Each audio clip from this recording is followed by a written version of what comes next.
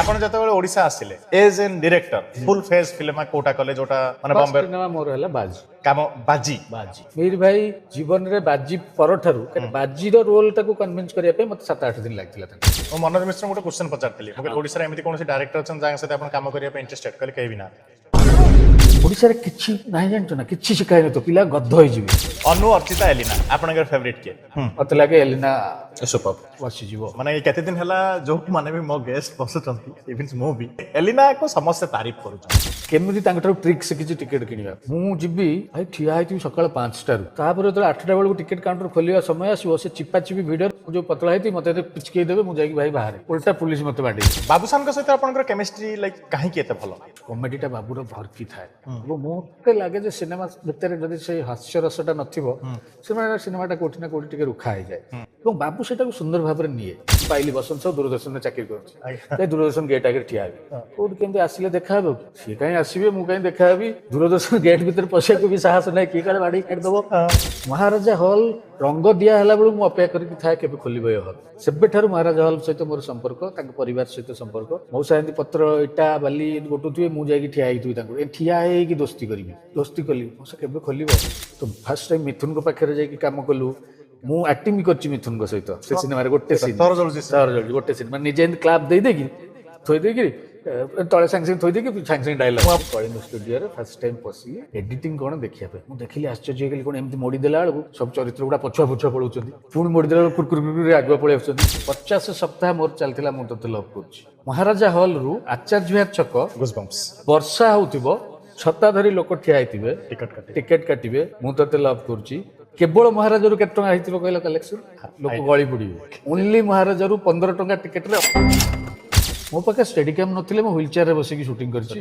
ମୋ ନଖ ଉଡ଼ି ଯାଇଛି ଲଭ୍ ଷ୍ଟେସନ ଫିଲ୍ମରେ ପୁରୀ ଷ୍ଟେସନରେ ଟ୍ରେନ୍ ବାବୁସାନ ଦୌଡ଼ିବ ଟ୍ରେନ୍ ଚାଲିଛି ମୁଁ ଗୋଡ଼େଇବି କେମିତି ଷ୍ଟେଡିକାମ୍ ନାହିଁ ଦରକାର ନାହିଁ ଓଡ଼ିଆ ସିନେମାରେ ଷ୍ଟେଡିକାମ୍ କିଏ ଦେବ ମୋତେ ବଜେଟ୍ ବଟ୍ ମୋ ସର୍ଟ ଦରକାର ସେଇଟା କେମିତି ହେବ ଏ ଯା ମେଡିକାଲ ଛକରୁ ଗୋଟେ ହ୍ୱିଲ୍ ଚେୟାର ନିଆ ଆପଣଙ୍କର ସବୁଠୁ ବେଶୀ ଇନକମ୍ କରିଥିବା ମୁଭିର ନାଁ କ'ଣ ସିଷ୍ଟର ଶ୍ରୀଦେବୀ ସେ ସମୟରେ ଆମେ ବିଜନେସ୍ କରୁଥିଲୁ 8 crores ଲୋକ ବେହୋସ ହେଇଯିବେ ଏ ସମୟରେ ମାନେ ଅଗଣିତ ଯୋଉ କହନ୍ତି ବଣ୍ଡଲ ଗଣି ହବନି ପଇସା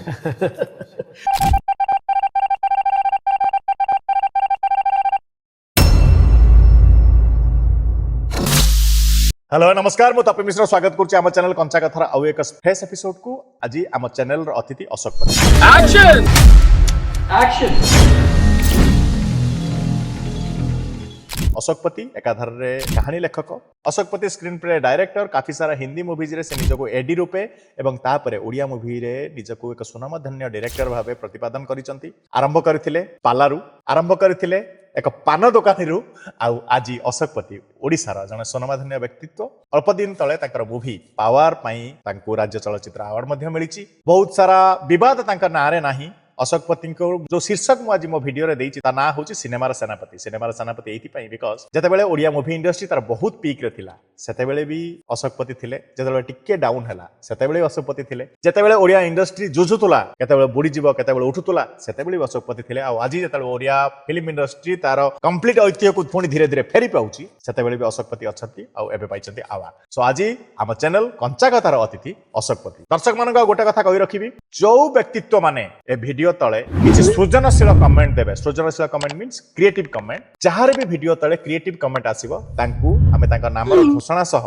500 टंका या पर एपिसोड रे तांकर नार घोषणा करिवु एटलिस्ट काहे कि ना हमें जबे शूटिंग करूछु शूटिंग रो गोटे सप्ताह परे हमें वीडियो रिलीज करू एवं वीडियो रिलीज रो एटलिस्ट 15 दिन परे हमें एक ना घोषणा करिवु एई वीडियो पई एंको अवार्ड मिलिला एई वीडियो पई एंको अवार्ड मिलिला से माने हम सहित कनेक्ट करिवे हम सहित कनेक्ट कला परे जहार सबुटु सृजनशील माने क्रिएटिव कमेंट जहार सबुटु भलो थिबो तांकर ना घोषणा हेबो एवं तांको 500 टंका कैश प्राइस दिया जिवो तो भलो कमेंट दियंतु भलो कमेंट रे मींस किछि क्रिएटिव कमेंट किछि तो लव फॉब के भी दे दूची ओके खाली मोबाइल चलेबारे व्यस्त रहंतुनी किछि मुंडो को खर्च करंतु किछि भलो जिंस लेखंतु किछि भलो शायरी लेखंतु किछि भी एमिति लेखंतु कमेंट बॉक्स तळे मते किछि आइडियाज दियंतु आ मु आपन को देबी किछि कैश प्राइस आ जदी हेई परला हमें देखा भी होबा आरंभ करबा आज अशोक पति का जनी तो आज हम चैनल अतिथि अशोक पति भाई नमस्कार हम चैनल कंचा कथा को आपन हार्दिक स्वागत थैंक यू मोबाइल टिके साइलेंट कर दियंतु आपण बिजी लोक बहुत सारा हीरो हीरोइन कर कॉल आसो आपण नाइ साइलेंट ओडिया फिल्म इंडस्ट्री मु जतबेले आपन सहित कथा हेली ना मु भाबी देथिली मु कोन लेखिबी अच्छा कहि देबी आपन को रिवील कर दोछि ସିନେମାର ସେନାପତି ଅଶୋକପତି। ଆଚ୍ଛା, ଆରେ ବା, ବଢିଆ ଟାଇଟଲ। ଟିକେ କ୍ରିଏଟିଭ। ହଁ ହଁ, ମୁଁ ଟିକେ ଲେଖେ, ମତେ ଟିକେ ତା ଦେହରେ ମୁଁ ଟିକେ ଟାଇମ ଖର୍ଚ୍ଚ କରେ। ହୁଁ। ତ ସିନେମାର ସେନାପତି ଯେତେବେଳେ ମୁଁ ଆପଣଙ୍କୁ କହିଲି, ତ ଆପଣ ମାନେ ମୁଁ ସେ ଆଖ୍ୟାଟା ଆପଣଙ୍କୁ ଏଇଥିପାଇଁ ଦେଲି କାରଣ ମୁଁ ଯେବେଠୁ ଓଡ଼ିଆ ସିନେମାକୁ ଜାଣିଛି ଆପଣ ଜଣେ ଟ୍ରେଣ୍ଡି ଡିରେକ୍ଟର, ମାନେ ଆପଣ ସେତେବେଳେ ଥିଲେ ଯେତେବେଳେ ଓଡ଼ିଆ ସିନେମା ତାର ବହୁତ ପିକ୍ରେ ଥିଲା। ଆପଣ ସେତେବେଳେ ବି ଥିଲେ ଯେତେବେଳେ ଓଡ଼ିଆ ସିନେମା ପୁରା ମାନ୍ଦା ହେଇଯାଇଥିଲା। ଆପଣ ସେତେବେଳେ ବି ଥିଲେ ଯେତେବେଳେ ଓଡ଼ିଆ ସିନେମା ଉପରେ ବହୁତ ସାରା କଳଙ୍କର ଦାଗ ଲାଗିଲା। ଆଉ ସେତେବେଳେ ମଧ୍ୟ ଏବେ ବି ଅଛନ୍ତି ଯେତେବେଳେ ଆମେ ଆମର ପୂର୍ବ ଐତିହ୍ୟକୁ ପୁଣି ଫେରି ପାଉଛନ୍ତି। କହିବାକୁ ଗଲେ ଏ ବିଗତ 20-25 ବର୍ଷ ଭିତରେ ଆମେ 4ଟା ଫେଜ୍ ଦେଖି ସାରିଲେଣି ସିନେମାର। ଆଉ ସେ 4ଟା ଯାକ ଫେଜ୍ରେ ଆପଣ ସିନେମା ବନେଇଛନ୍ତି ଏବଂ ଇଣ୍ଡଷ୍ଟ୍ରି ସହିତ ଯୋଡ଼ି ହେଇ ରହିଛନ୍ତି। କେବେ କୌଣସି କଣ୍ଟ୍ରୋଭର୍ସିରେ ପଶି ନାହାନ୍ତି। ଆଉ ଯୁଦ୍ଧ ଦେହିଂର ଡାକରା ଦେଇ ଆପଣ ସିନେମା ଇଣ୍ଡଷ୍ଟ୍ରିକୁ ବଞ୍ଚାଇବା ପାଇଁ ମାନେ ଗୋଟେ ଚାଲିଛନ୍ତି ଯୁଦ୍ଧ କଲା ଭଳିଆ। ସୋ ସେଇଥିପାଇଁ ମୁଁ ଆପଣଙ୍କୁ ସେନାପତିର ଟ୍ୟାଗ୍ ଦେଲି। ଅଶୋକ ଭାଇ ଭାବିଲେ କେମିତି ଓଡ଼ିଆ ସିନେମା ମାନେ ଲାଇକ୍ ମୁଁ ଡିରେକ୍ଟର ହେବି? ଫାର୍ଷ୍ଟ ତ ଥ୍ୟାଙ୍କ ୟୁ କହିବି ଯେ ଗୋଟେ ନୂଆ ଟାଇଟଲ ପାଇଲି ସେନାପତି। ସୋ ନିଶ୍ଚିତ ଭାବରେ ସେଇ ଦାୟିତ୍ୱକୁ ନେଇକିରି କରିଛି ବୋଲି କୋଉଠି ନା କୋଉଠି ତମକୁ ହୁଏତ ଲାଗିଲା ତ ଯେ ନାଇଁ ସେତିକି କାମ ହେଇଛି। ତେଣୁ ବର୍ତ୍ତମାନ ପ୍ରଶ୍ନର ଉତ୍ତର ଯଦି ଦେବାକୁ ଚାହିଁବା ଯେ ଆରମ୍ଭ କେମିତି କ'ଣ ହେଲା, କୋଉଠୁ କେମିତି ହେଲା, ଦେଖ ଏସବୁ ଜିନିଷ ମୁଁ ପ୍ରଥମେ ଶ୍ରେୟ ତ ଦେବି ନିଶ୍ଚିତ ଭାବରେ ଏସବୁ କୋଉଠି ନା କୋଉଠି ଯଦି ଆମେ ବିଶ୍ୱାସ କରୁ ଭଗବାନଙ୍କୁ, ଇଏ ଗୋଟେ ପ୍ରି ରିଟେଣ୍ଡ ଥାଏ। ଏଇଟା ନିଶ୍ଚିତ ଭାବରେ ମୁଁ ବିଶ୍ୱାସ କରେ ଭଗବାନଙ୍କର ଇଚ୍ଛା ସେଇଆ ଥିଲା, ସେଇଆ ହିଁ ହେଲା।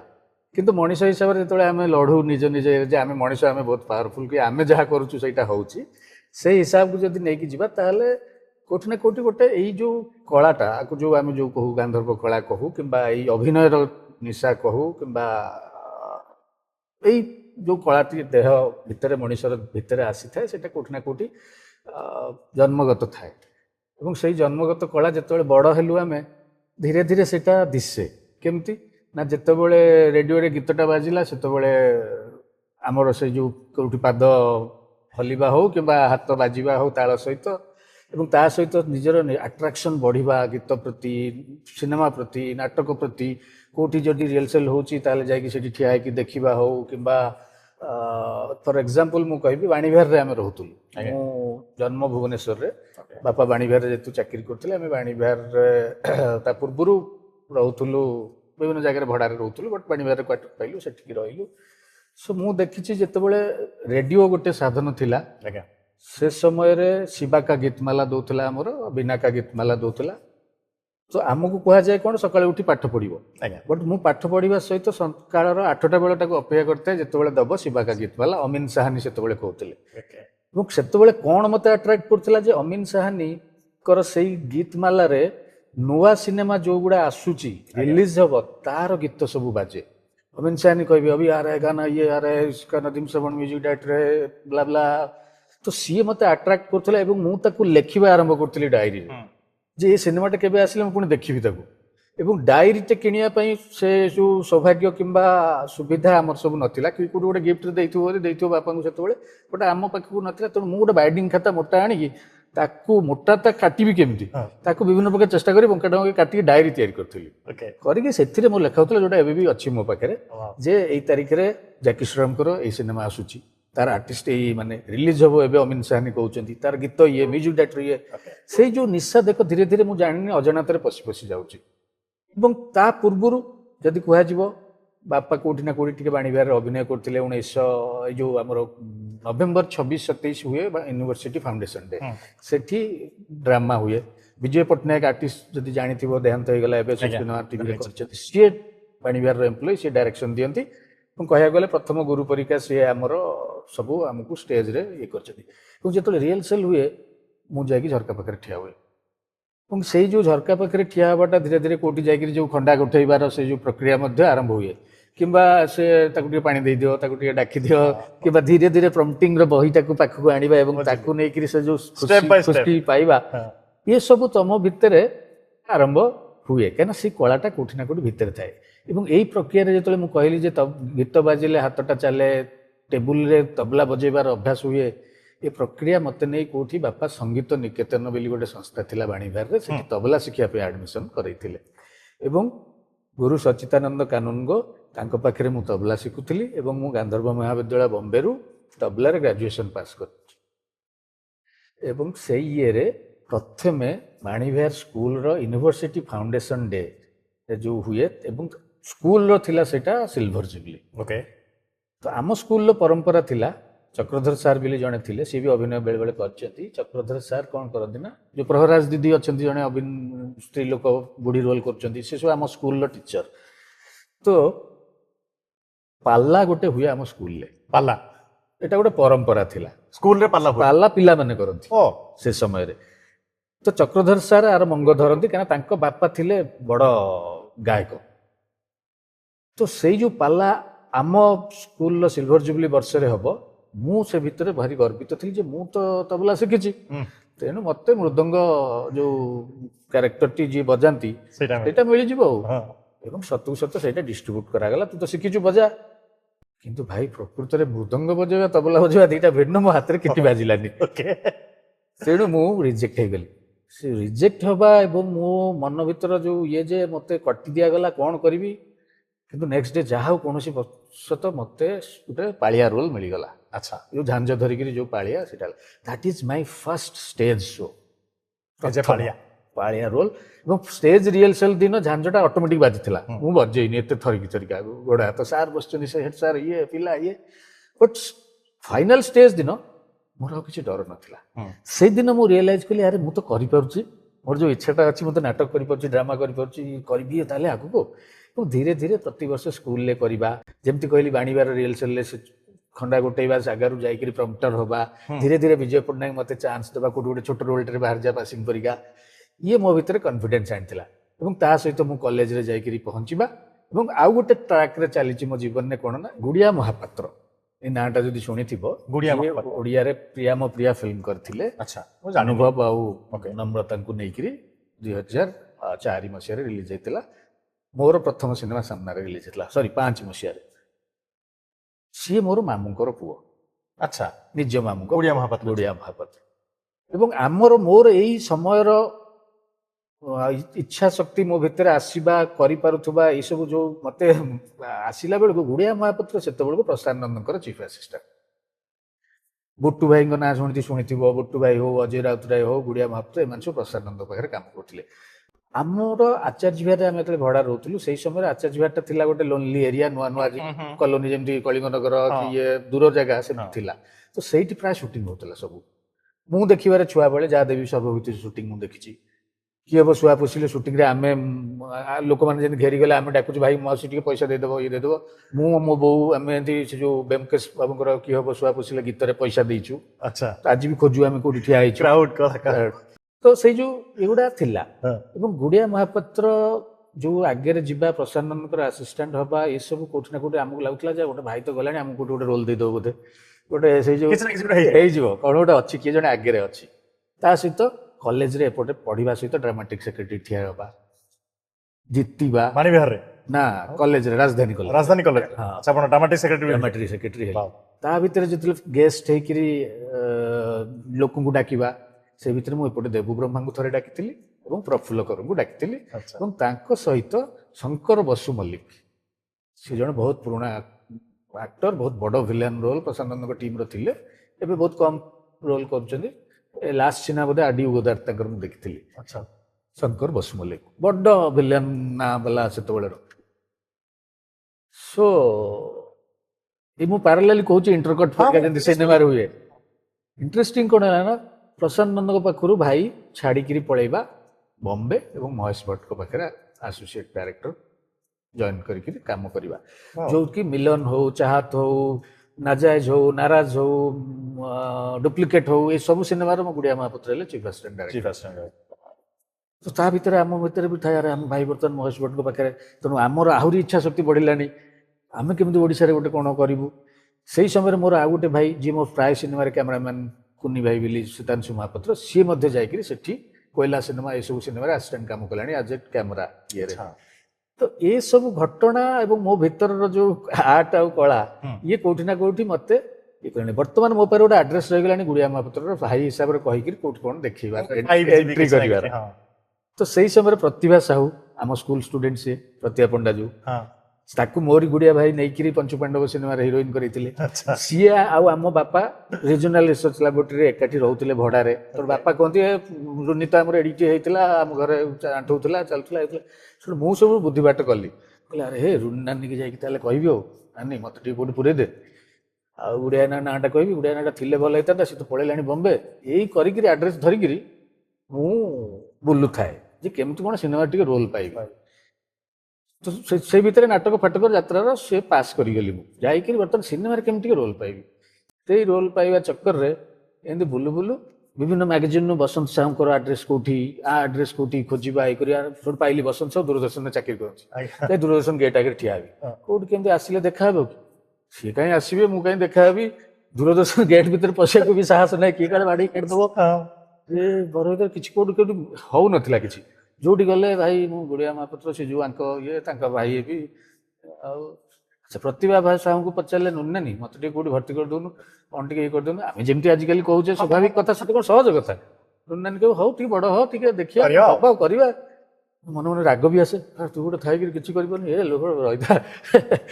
ଏଇ ସବୁ ଚକ୍କର ଭିତରେ ଯୋଉ କହିଲି ମୁଁ ଡ୍ରାମାଟିକ୍ ସେକ୍ରେଟାରୀ ଶଙ୍କର ବସୁମଲ୍ଲି କିଏ, ସେ ଡ୍ରାମା ଫ୍ରାମା ସରିକିରି ଲାଷ୍ଟକୁ ଯେତେବେଳେ ଫଟୋ ଉଠିବା ସମୟ ଆସିଲା, ଶଙ୍କର ଭାଇଙ୍କ ପାଖରେ ମୁଁ ଚୁପଚାପ ବସିଲି। ମୁଁ କେମିତି କଣ ପତା ଲାଗିଲି ଯେ ଇଏ ପ୍ରଶାନ୍ତ ନନ୍ଦଙ୍କର ଭିଲାନ ରୋଲ କରୁଥିଲେ ତାଙ୍କ ଟିମ୍, ତାମାନେ ମୋ ଭାଇକି ଚିହ୍ନିଥିବେ। ଆଇଡିଆଟା ଜଏଣ୍ଟ କଲି, ଜଏଣ୍ଟ କରିକିରି ମୁଁ କହିଲି ଦାଦା ଆଉ ଗୁଡିଆ ମହାପାତ୍ର ନା, ହଁ ମୁଁ ଗୋଟେ ପାସ୍ ତ ଅଛି ମୋ ଉପରେ, ଗୁଡିଆ ମହାପାତ୍ର ଗେଟୱେ। ହଁ ହଁ ହଁ ସିଏ ତ ଆମ ତ ସାଙ୍ଗ, ଆଉ ଇଏ ସେ ବଢିଆ, ଇଏ ତୋ ତା ଭାଇ।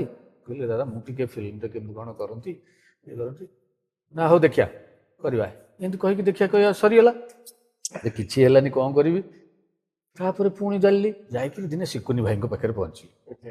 ଶିକୁନି ଭାଇଙ୍କୁ ସେମିତି ଗୁଡିଆ ମହାପାତ୍ର ସେ ସବୁ ଜାଣିଛନ୍ତି। ଜାଣିଲା ପରେ ଶିକୁନି ଭାଇ କହିଲେ ଓକେ ଗୋଟେ କାମ କର, ତୁ ପରଦିନ ପୁରୀ ପଳେଇଆ। ପୁରୀ? ହଁ ଆଚ୍ଛା।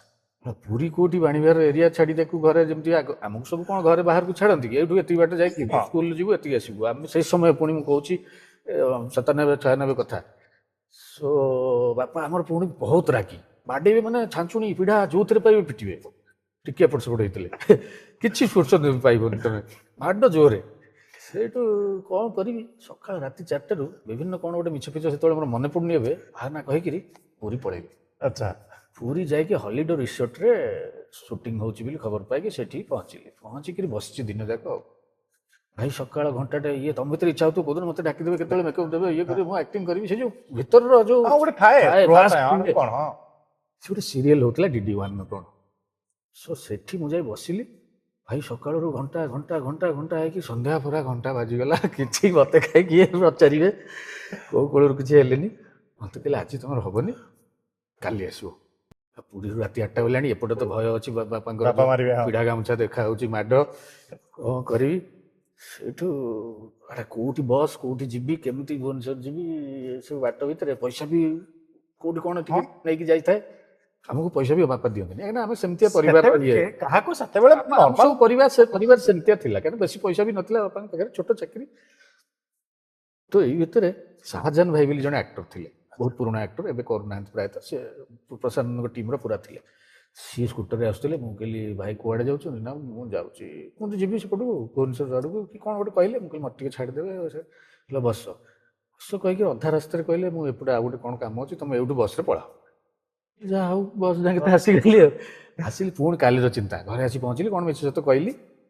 ନେକ୍ସଟ ଡେ ପୁଣି ପୁରୀ। ହଁ ପୁଣି ପୁରୀ। ଆଉ ଭାଇ ସେଦିନ ଯାହା ହଉ ମତେ ମେକଅପ୍ ଦିଆହେଲା, ଘଟିଛି ଆଜି ଘଟଣା, ନିଶ ଫିସ ବି ଲାଗିଲା।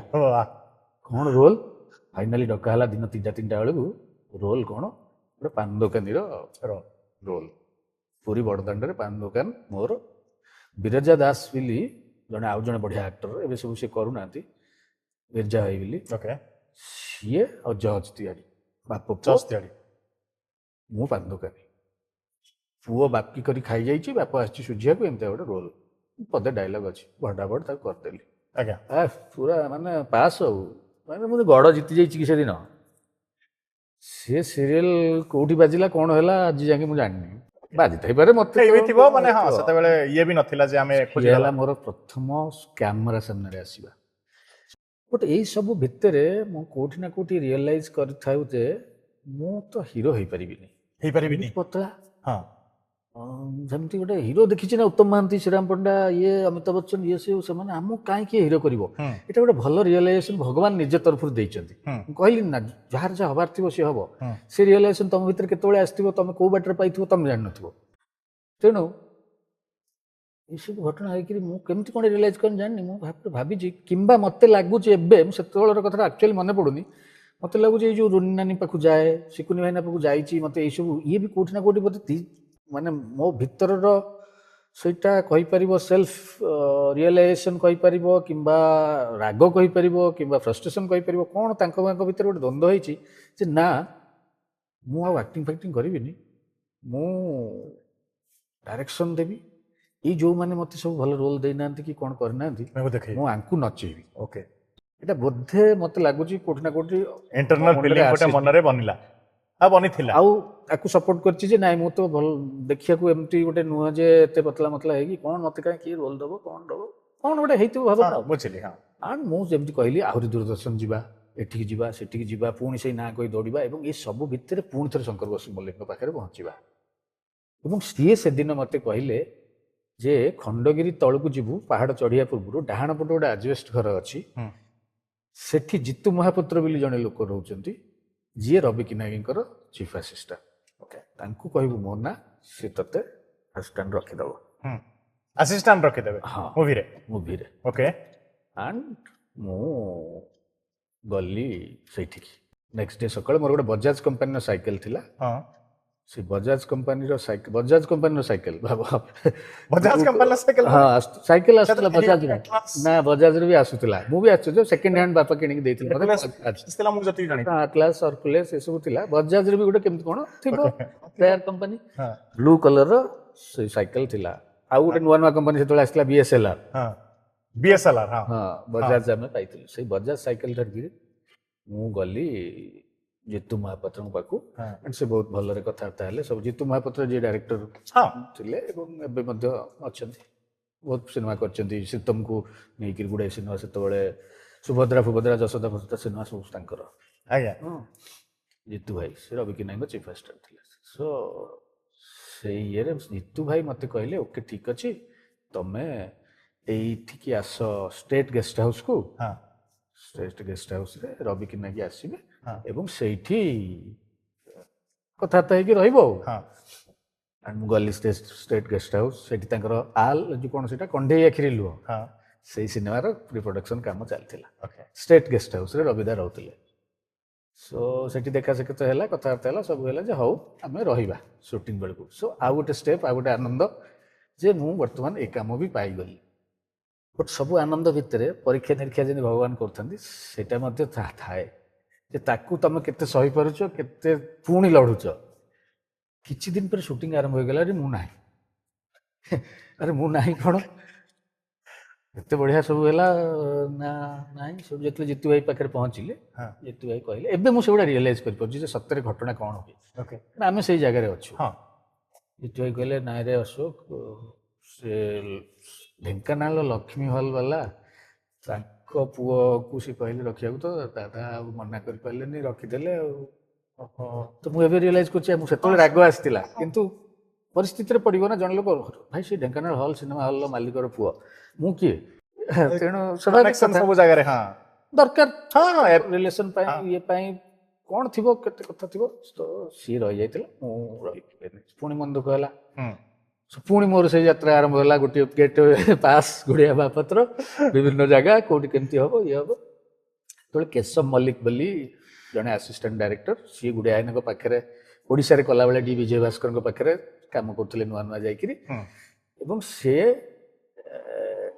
ଯେହେତୁ ଗୁଡ଼ିଆ ଆଇନା ଯିବା ଆସିବା କଲେ ତାଙ୍କ ଘରକୁ ଯିବା ଆସିବା କରନ୍ତି ତାଙ୍କ ଘରକୁ ମୋତେ ଏଇ ଯେଉଁ କୁନି ଭାଇ ଆମର କ୍ୟାମେରାମ୍ୟାନ୍ ସିଏ ଆସିଥିଲେ ଥରେ ନେଇକି ଇଣ୍ଟ୍ରୋଡ୍ୟୁସ୍ କରିଦେଇଥିଲେ ଏବଂ କେଶବ ଭାଇ ଆଉ ସିଏ ସେତେବେଳେ ଲାଷ୍ଟ ସିନେମା ସାରିଥିଲେ ଗୋଟେ ଲକ୍ଷ୍ମଣ ରେଖା ବୋଲି ମହମ୍ମଦ ମହସିନଙ୍କର ସେଇ ସିନେମାର ଏଡିଟିଂ କାମ ଚାଲିଥାଏ କଳିଙ୍ଗ ଷ୍ଟୁଡିଓରେ ଯାହାର ଏଡିଟିଂରେ ଆସିଷ୍ଟାଣ୍ଟ କାମ ମଧ୍ୟ କରୁଥାନ୍ତି ଦେବେନ ମିଶ୍ରଙ୍କର ଜିତୁ ମହାପାତ୍ର ତ ଗୋଟେ କମ୍ବିନେସନରେ ସମସ୍ତେ ଚିହ୍ନା ଚିହ୍ନା ଥିଲେ ଏବଂ ସେଇ ଭାବରେ ମୁଁ କଳିଙ୍ଗ ଷ୍ଟୁଡିଓ ପଳେଇଲି ଦିନେ କଳିଙ୍ଗ ଷ୍ଟୁଡିଓ ସେତେବେଳେ ସେ ଯେଉଁ ଡେଲ୍ଟା ଛକ ପାଖରୁ ଥିଲା ନାଲିଗୁଡ଼ି ଗେଟିବାଲା ରାସ୍ତା କେଟି ବି ନୁହଁ ମାନେ ସେ ଯୋଉ ଗଛ ଗୁଡା ଇକ୍ୱାଲ ପଟାସ ଗଛ ଭିତରେ ପାଣି ଦେଇକିରି ସେ ଯାଏ ସାଇକେଲ ସେ ପାଣି ପାଖରେ ସାଇକେଲଟାକୁ ମାନେ ଟେକିକିରି ଯାଇକି ଯିବାକୁ ନହେଲେ ଖଣ୍ଡଗିରି ବାଟେ ଯିବ। ସେଇ ଡେଲ୍ଟା ଛକ ବାଟେ ଯଦି କଳିଙ୍ଗ ଷ୍ଟୁଡିଓରେ ମୁଁ ଦିନେ ପହଞ୍ଚିଲି ଯେହେତୁ ଜିତୁ ଭାଇ ବି ଅଛନ୍ତି ଚିହ୍ନା ହେଇଗଲା କେଶବ ଭାଇ ବି ଦେଖା ହେଇଯିବ। ସୋ କେଶବ ଭାଇ ଜିତୁ ଭାଇ ଦେଖା ହେଲେ ଜିତୁ ଭାଇ ହଠାତ୍ ମତେ ପୁରୁଣା ଚିହ୍ନା ହିସାବରେ କହିଲେ ଆସ ଦେଖିବୁ ଏଡିଟିଂ କେମିତି ହୁଏ। ମୁଁ କଳିଙ୍ଗ ଷ୍ଟୁଡିଓରେ ଫାର୍ଷ୍ଟ ଟାଇମ୍ ପଶିଲି ଏଡିଟିଂ କ'ଣ ଦେଖିବା ପାଇଁ ମୁଁ ଦେଖିଲି ଆଶ୍ଚର୍ଯ୍ୟ ହେଇଗଲି କ'ଣ ଏମିତି ମୋଡ଼ି ଦେଲା ବେଳକୁ ସବୁ ଚରିତ୍ର ଗୁଡ଼ା ପଛୁଆ ପଛୁଆ ପଳାଉଛନ୍ତି ପୁଣି ମୋଡ଼ି ଦେଲା ବେଳକୁ କୁରକୁରି ଆଗୁଆ ପଳେଇ ଆସୁଛନ୍ତି ଏମିତି ପଳାଉଛନ୍ତି ମୋତେ ନୂଆ ଆଶ୍ଚର୍ଯ୍ୟ ଲାଗୁଥାଏ ଆରେ ଏମିତି କ'ଣ ସିନେମା ଗୁଡ଼ା ନୂଆ ଯନ୍ତ୍ରପାତି ଏଇ ବସିକି ଦେଖିକି ଆନନ୍ଦ ହେଉଛି ଲକ୍ଷ୍ମଣ ରେଖା ସିନେମାର ରସେସ୍। ସେଠୁ ଜିତୁ ଭାଇ ଭିତରକୁ ଆସିଲେ କହିଲେ ଅଶୋକ ଆସ ବାହାରକୁ ପଳେଇ ଆସ ବାହାରକୁ ଆସ ବୁଢ଼ା ଆସିଲାଣି ଚିଟିବ କ'ଣ ନା ମହସିନ ଭାଇ ଆସିଲାଣି ସେ ଭାରି କାହା ତା ଏଡିଟିଂ ରୁମ୍ରେ କିଏ ପଶିଲା ମାନେ ସେ ଭାରି ସଦାସଦି କରିବ ବାହାର ପଳା ବାହାର ପଳା ମହମ୍ମଦ ମହସିନ ଆସୁଛନ୍ତି। ମହମ୍ମଦ ମହସିନ ମାନେ କେଡ଼େ ବଡ଼ ନା ଆମ ପାଇଁ ବାବା ଏବେ ବି ବହୁତ ବଡ ନା। ହଁ ସବୁବେଳେ ଯୋଉମାନେ ଯିଏ ବଡ଼ ସିଏ ବଡ଼ ତ ନାଇଁ ନାଇଁ ସେଇଟା ହେଲା ଯେ ତମେ ବଡ଼ ଭାବୁଛ ବୋଲି ବଡ଼ ଯିଏ କହିବ ଯେ ବେକାର ରେସପେକ୍ଟ ଦବନି ତା ପାଇଁ ଛୋଟ ତ ଆଜିକା ଜେନେରେସନ କାହାକୁ କେହି ରେସପେକ୍ଟ ଦିଅନ୍ତି ଆମେ ସବୁଠୁ ବଡ଼ ତ ମହମ୍ମଦ ମହସିନ ଗୋଟେ କିଙ୍ଗ କହିବାକୁ ଗଲେ ସେତେବେଳର ନା ଯୋଉ ପିଲର ସେତେବେଳେ ମାନେ ଯେତେବେଳେ ପ୍ରସାନନ୍ଦ ମହମ୍ମଦ ମହସିନ ଶିଶିର ମିଶ୍ର ଏସବୁ ନାଁ କହିଲେ ଲାଗୁଥିଲା। ସୋ ଆଜି ବି ସେଇଟା ଆମେ ସମ୍ମାନ ଦଉ ଯେ ଭାଇ ନାଇଁ ସେମାନେ ମୂଳ ମଙ୍ଗ ଫିଲ୍ମର ଦେଖିଥିଲେ। ଆଣ୍ଡ ମହସିନ ଭାଇ ଆସିଲେ କାର୍ ଓହ୍ଲେଇଲେ ଭିତରକୁ ଆସିଲେ ମୁଁ ଦେଖୁଥାଏ ଭିତରକୁ ଗଲେ ମୁଁ ଆଉ ଭିତରକୁ ଯିବା ଆଲାଉଡ୍ ନାହିଁ ବାହାରେ ବସିଥାଏ ଇଏରେ ବସିକି କେମିତି ଆଉ ଟିକେ ଭିତରକୁ ଯାଆନ୍ତି କ'ଣ କି ମହସିନ ଭାଇ ମତେ କହିଦିଅନ୍ତେ ତୁ ମୋ ପାଖରେ କାମ କରିବୁ ସେଇ ଭିତରେ କେତେ ଉତ୍କଣ୍ଠା ଥାଏ ସେ ନିଶ୍ଚିତ କେମିତି କ'ଣ ହୁଅନ୍ତା ଜିତୁ ଭାଇ ଏଇଠି ରଖେଇ ଦିଅନ୍ତେ କି ଇଏ କରିଦିଅନ୍ତେ କେଶ ଭାଇ କହିଦିଅନ୍ତେ ଏମିତି ସବୁ ଭାବ ପ୍ରଶ୍ନ ଭିତରେ ଗୋଟେ ଛୋଟିଆ ଛୁଆଟେ ଜଳଖିଆ ପ୍ଲେଟ୍ ନେଇକି ଆସିଲା ଏବଂ ଆଉ ଜଣେ ତା ପଛେ ପଛେ ଆସିଲେ ବୋଧେ ଆର ରୁମ୍ରେ କ'ଣ କାମ କରୁଥିଲେ ଦାଢ଼ି ରଖିଛନ୍ତି ୟଙ୍ଗ ପୁରା ଚେୟାରରେ ବସିଲେ ସେ ଜଳଖିଆ ଦେଲା ସେ ଖାଇଲେ କେଶ ଭାଇ ବି ତାଙ୍କ ସହିତ ଆସି ଭିତରକୁ ପଳେଇଲେ ଇଏ ଖାଇଲେ ମୁଁ ବସିଥାଏ ସେ ଖାଉ ଖାଉ ମତେ କହୁଛନ୍ତି ଅଜଣା ବ୍ୟକ୍ତି ମୁଁ ଏମାନଙ୍କୁ ଭଗବାନ ବୋଲି କହେ ଭଗବାନ ଏମିତି ଆସନ୍ତି ତମର ନିଷ୍ଠାକୁ ଦେଖିକିରି ଦେଖ ମୁଁ ଯାଇଥିଲି ଜିତୁ ମହାପାତ୍ର ମୁଁ ଶଙ୍କର ବସୁ ମଲ୍ଲିକ ଇଏ କେଶବ ଇଏ ଲୋକ ଜଣେ କିଏ ଆସିଲେ ଭଗବାନ ପରିକା କହିଲେ ଆଉ ତମେ ଗୁଡିଆର ଭାଇ ଆରେ ଏ ତ ଭଗବାନ କ'ଣ କହିଲେ ଗୁଡିଆର ଭାଇ ହଁ ଆଉ କାମ କରିବ ଆରେ ବା ମନେ ମନେ ଭାବୁଥାଏ ହଁ ନା ଆଚ୍ଛା ହଉ 22 ତାରିଖ ଦିନ X ତାରିଖ ଗୋଟେ କହିଲେ କେଶବ ସହିତ ପଳେଇ ଆସିବ କିଏ କ'ଣ ଇଏ ମୁଁ ଆଉ କିଛି ପଚାରିନି କେଶବ ଭାଇକି ଦେଖା କରି କେଶବ ଭାଇ କହିଲା ହଉ ଆସିବ କେଶବ ଭାଇ ଯିଏ ତମେ ଯଦି ଜାଣିଥିବ ଗୋଟେ ସାର୍ ଫିଲ୍ମ ରିଲିଜ ହେଇଥିଲା ଆଜ୍ଞା ଲାଷ୍ଟ କିଛି ମାସ ତଳେ ସାର୍ ସେ ଫିଲ୍ମର ଡାଇରେକ୍ଟର ସିଏ ଆଚ୍ଛା ସେ ବହୁତ ପୁରୁଣା ଆଚ୍ଛା ତ କେଶବ ଭାଇ ସହିତ 22 ତାରିଖକୁ ଅପେକ୍ଷା ମୋର ଦିନ ଗଣି ଚାଲିଛି 22 ଦିନ କେଶବ ଭାଇ କହିଲା ଶୁଣୁ ଏକାଥରେ ସୁଟକେସ୍ ପ୍ୟାକିଂ କରିକି ଆସିବୁ ଲାଗିଲା ଆରେ ପରମାନେଣ୍ଟ ତାହେଲେ ସୁଟକେସ୍ କ'ଣ ନେଇଗଲି କଳିଙ୍ଗ ଗେଷ୍ଟ ହାଉସରେ ରହିବ କଳିଙ୍ଗ ଗେଷ୍ଟ ହାଉସ କୋଉଠି ନା କଟକ କଟକ ହେଲା ବହି ସେଇଠୁ କେଶବ ଭାଇ ତା ସ୍କୁଟରରେ ବସେଇ ମତେ ନେଇକି ଗଲା ଫୁଲ ନଖରା ପାଖରେ ଆମର ଯୋଉ ଶିବ ମନ୍ଦିରଟା ବାଁ ପଟେ ଲକ୍ଷେଶ୍ୱର ମନ୍ଦିର ହଁ ସେଇଠି ମୁଁ ଗଡୁଛି ସାମ୍ନାରୁ ଦେଖିଲି 4 ଜଣ ଖଣ୍ଡେ ଲୋକ ବିରାଟ 20 ବାଇ 20ର ବ୍ୟାନରଟାକୁ ଧରିକିରି ଆସୁଛନ୍ତି ବିଜୟ ମହାନ୍ତି ରଚନା ସିଦ୍ଧାନ୍ତ ଏମିତି ଦିଆଯାଇଛି ଲେଖା ହେଇଛି ଫିଲ୍ମ ନା ରାକ୍ଷୀ କ'ଣ ସେଟା ଯୋଉ ଫଟାକିନା ଭୁଲି ଯାଉଛି ସଂଗ୍ରାମ ବିଶ୍ୱାଳ ଡାଇରେକ୍ଟର ଫିଲ୍ମଟା ଯୋଉ ଗୀତଟା ବହୁତ ହିଟ୍ ଗୀତ ବିଜୟ ମହାନ୍ତି ରଚନାଙ୍କର ଗୀତ ବିଜୟ ମହାନ୍ତି ରଚନାଙ୍କର ହଁ ଭାଇ ଭଉଣୀ ହେଇଥିବେ ସେଇ ଫିଲ୍ମଟାର ଗୀତ ତ କୋଳ ମୋ ଝୁଲଣ ନାଇଁ ନାଇଁ ନାଇଁ ମୁଁ କହୁଛି ନା ଏଟା ଫଟାକିନା ଭୁଲିଗଲି ଠିକ ଅଛି ଦେଖିଲି ଆଉ ଆଣ୍ଡ ଫାର୍ଷ୍ଟ ଟାଇମ୍ ମୁଁ ବିଜୟ ମହାନ୍ତି ଜୟରାମ ସାମଲ ମିହିର ଦାସ ସିଦ୍ଧାନ୍ତ ମହାପାତ୍ର ରଚନା ସଂଗ୍ରାମ ବିଶ୍ୱାଳ କିଏ ଡାଇରେକ୍ଟର ଇଏ ସବୁ ମୁଁ ଦେଖୁଛି ସିନେମା ଇଣ୍ଡଷ୍ଟ୍ରିର ବଡ଼ ବଡ଼ ଲୋକ ଯେଉଁମାନେ ଆର୍ଟିଷ୍ଟ ମାନଙ୍କୁ ତ ଆମେ ଚିହ୍ନି ପାରିଲୁ ସେତେବେଳେ ଅନ୍ୟମାନେ ଆଣ୍ଡ ମୁଁ ଅଫିସିଆଲି ଜଏନ୍ କରିଯାଇଛି ଆସିଷ୍ଟାଣ୍ଟ ଡାଇରେକ୍ଟର ମହୁରତ ପୂଜା କ୍ଲାପ୍ ଧରିଲି ସବୁ କଲି ସେଇଠୁ ଯେତେବେଳେ ଜଏନ୍ କରିଗଲି ତାପରେ ମୁଁ ଲାଗିଲି ଯେ ନା ଦେଖ କୋଉଠି ଥିଲା କୋଉଠି କନେକ୍ସନ କେମିତି ଭଗବାନ ଯୋଡ଼ନ୍ତି ସେ ଦାଢ଼ିଆ ଲୋକ ସେତେବେଳରେ ଆଉ ଆଜି ବି ଅଛନ୍ତି ସିଏ ହେଲେ ସୁଧାଂଶୁ ଭାଇ ସୁଧାଂଶୁ ମହନ୍ତ ସାହୁ ସୁଧାଂଶୁ ସାହୁ ଭାଇ ନା ହଁ ସିଏ ସେତେବେଳେ ମହମ୍ମଦ ମହସିନଙ୍କର ଆସିଷ୍ଟାଣ୍ଟ କାମ କରୁଥିଲେ ସେ ପ୍ରାୟ ଡାଇରେକ୍ଟରଙ୍କ ପାଖରେ ଫିଲ୍ମ ନା ହେଲା ରାକ୍ଷୀ ଭିଜିଗଲା ଆଖି ଲୁହରେ ଓକେ ସେଇ ସିନେମାଟା ଥିଲା ପ୍ରଥମ। ସୁଧାଂଶୁ ଭାଇ ସେତେବେଳେ ଗୁଡିଆ ଭାଇନା ପାଖରେ ବି କାମ କରିଥିଲେ, ଗୋଟିଏ ମଣିଷ ଗୋଟିଏ ଜାଗାରେ, କେଶବ ଭାଇ ଇଏ ସିଏ ସବୁ ଏକାଠି ତ ଏଇଟା କରିଥିଲେ। ଭାଇ ମୁଁ ଯୋଉ ଜଏନ୍ କଲି ଏଇଟା 97 ନା 96 ଏଣ୍ଡ କୁ ହବ। ତ ମୁଁ ପଢୁଥିଲି ସେତେବେଳେ, ଗ୍ରାଜୁଏସନ ସରିଲା ମୋର। ତ ଜଏନ୍ କଲି, ତାପରେ ମୁହୂର୍ତ୍ତ ହେଲା, ସବୁ ଜିନିଷ ହେଲା। ଏଣ୍ଡ ମୁଁ କଳିଙ୍ଗ ଗେଷ୍ଟ ହାଉସରେ ଯାଇ ରହିଲି। ସେତେବେଳେ କଳିଙ୍ଗ ଗେଷ୍ଟ ହାଉସରେ ୟୁନିଟ୍ ରହୁଥିଲା ସୁଟିଂ ପାଇଁ। ଓକେ ଆଣ୍ଡ ରାକ୍ଷୀ ଭିଜିଗଲା, ଆଖିଲ ସୁଟିଂ ଆରମ୍ଭ ହେଲା। ମୁଁ ସବୁ ଆଶ୍ଚର୍ଯ୍ୟ ଜିନିଷ ଦେଖିଲି ପ୍ରଥମ ଥର ପାଇଁ। ସାମ୍ବାଜି କ୍ୟାମେରାମ୍ୟାନ୍ ସେତେବେଳେ ହାତ ଦେଖି କଣ ଏମିତି ଲାଇଟ୍ରେ ମାପି ଦଉଥାନ୍ତି, କହୁଥାନ୍ତି ଆଉ ଟିକେ କଲ, ଆଉ ଟିକେ କଣ ହାତରେ କି ଯାଦୁ। ଗୋଟେ ଟ୍ରେନ୍ ଲାଇନ୍ କଣ ଆସି ପଡୁଥାଏ, ତାପରେ ବସିଥାନ୍ତି କଣ ଏମିତି ଯାଉଥାଏ। ଟ୍ରେନ୍ ଲାଇନ୍ କଣ, ମତେ କାମ ଦିଆ ହେଇଥାଏ। ପ୍ରଥମ କାମ, ତୁ ବାଇଣ୍ଡିଙ୍ଗ ଖାତାଟା ଧର, କେଶବ ଭାଇ ସବୁ ଶିଖେଇଦେଲେ। ଆର୍ଟିଷ୍ଟଟା ଯାହା ପିନ୍ଧିଛି ମୁଣ୍ଡଠୁ ନେଇକି ଗୋଡ ପର୍ଯ୍ୟନ୍ତ ଚିତ୍ର କରିଦେବୁ, ସବୁ ଟିକନିକ ଲେଖିବୁ। ସୁନ୍ଥା କଣ ପଡିଛି, କାନଫୁଲ କେମିତିଆ, ହାତ ଘଣ୍ଟା କେମିତିଆ, ସାର୍ଟ କୋଉ କଲରର, ସାର୍ଟରେ ତୁ ନମ୍ବରିଂ ପକେଇଦେବୁ, ପ୍ୟାଣ୍ଟରେ ନମ୍ବରିଂ, ତୋ ଖାତାରେ ପୁରା ଲେଖିବୁ। ହେୟାର ଷ୍ଟାଇଲ କେମିତି, ଝିଅ ପିଲାର କଣ୍ଟିନ୍ୟୁଟି ଯୋଉଠୁ ଆଡ୍ ହବ କୋଉ ଜିନିଷ, ଏତିକି କାମ ତ ଆକୁ କରିବୁ। ଡ୍ରେସ୍ ପିଲା ସହିତ ଡ୍ରେସ୍ ଖାତା ମିଳେଇବୁ, ହେୟାର ଡିଜାଇନର ସହିତ ହେୟାର କଥା ମିଳେଇବୁ, ସବୁ ମେକଅପ୍ ସବୁ ମିଳେଇକି ଏତିକି କାମ କରୁ। ଆଠାରୁ ଗଡ଼ବଡ଼ ହେଲେ ଭାଇ ମାଡ।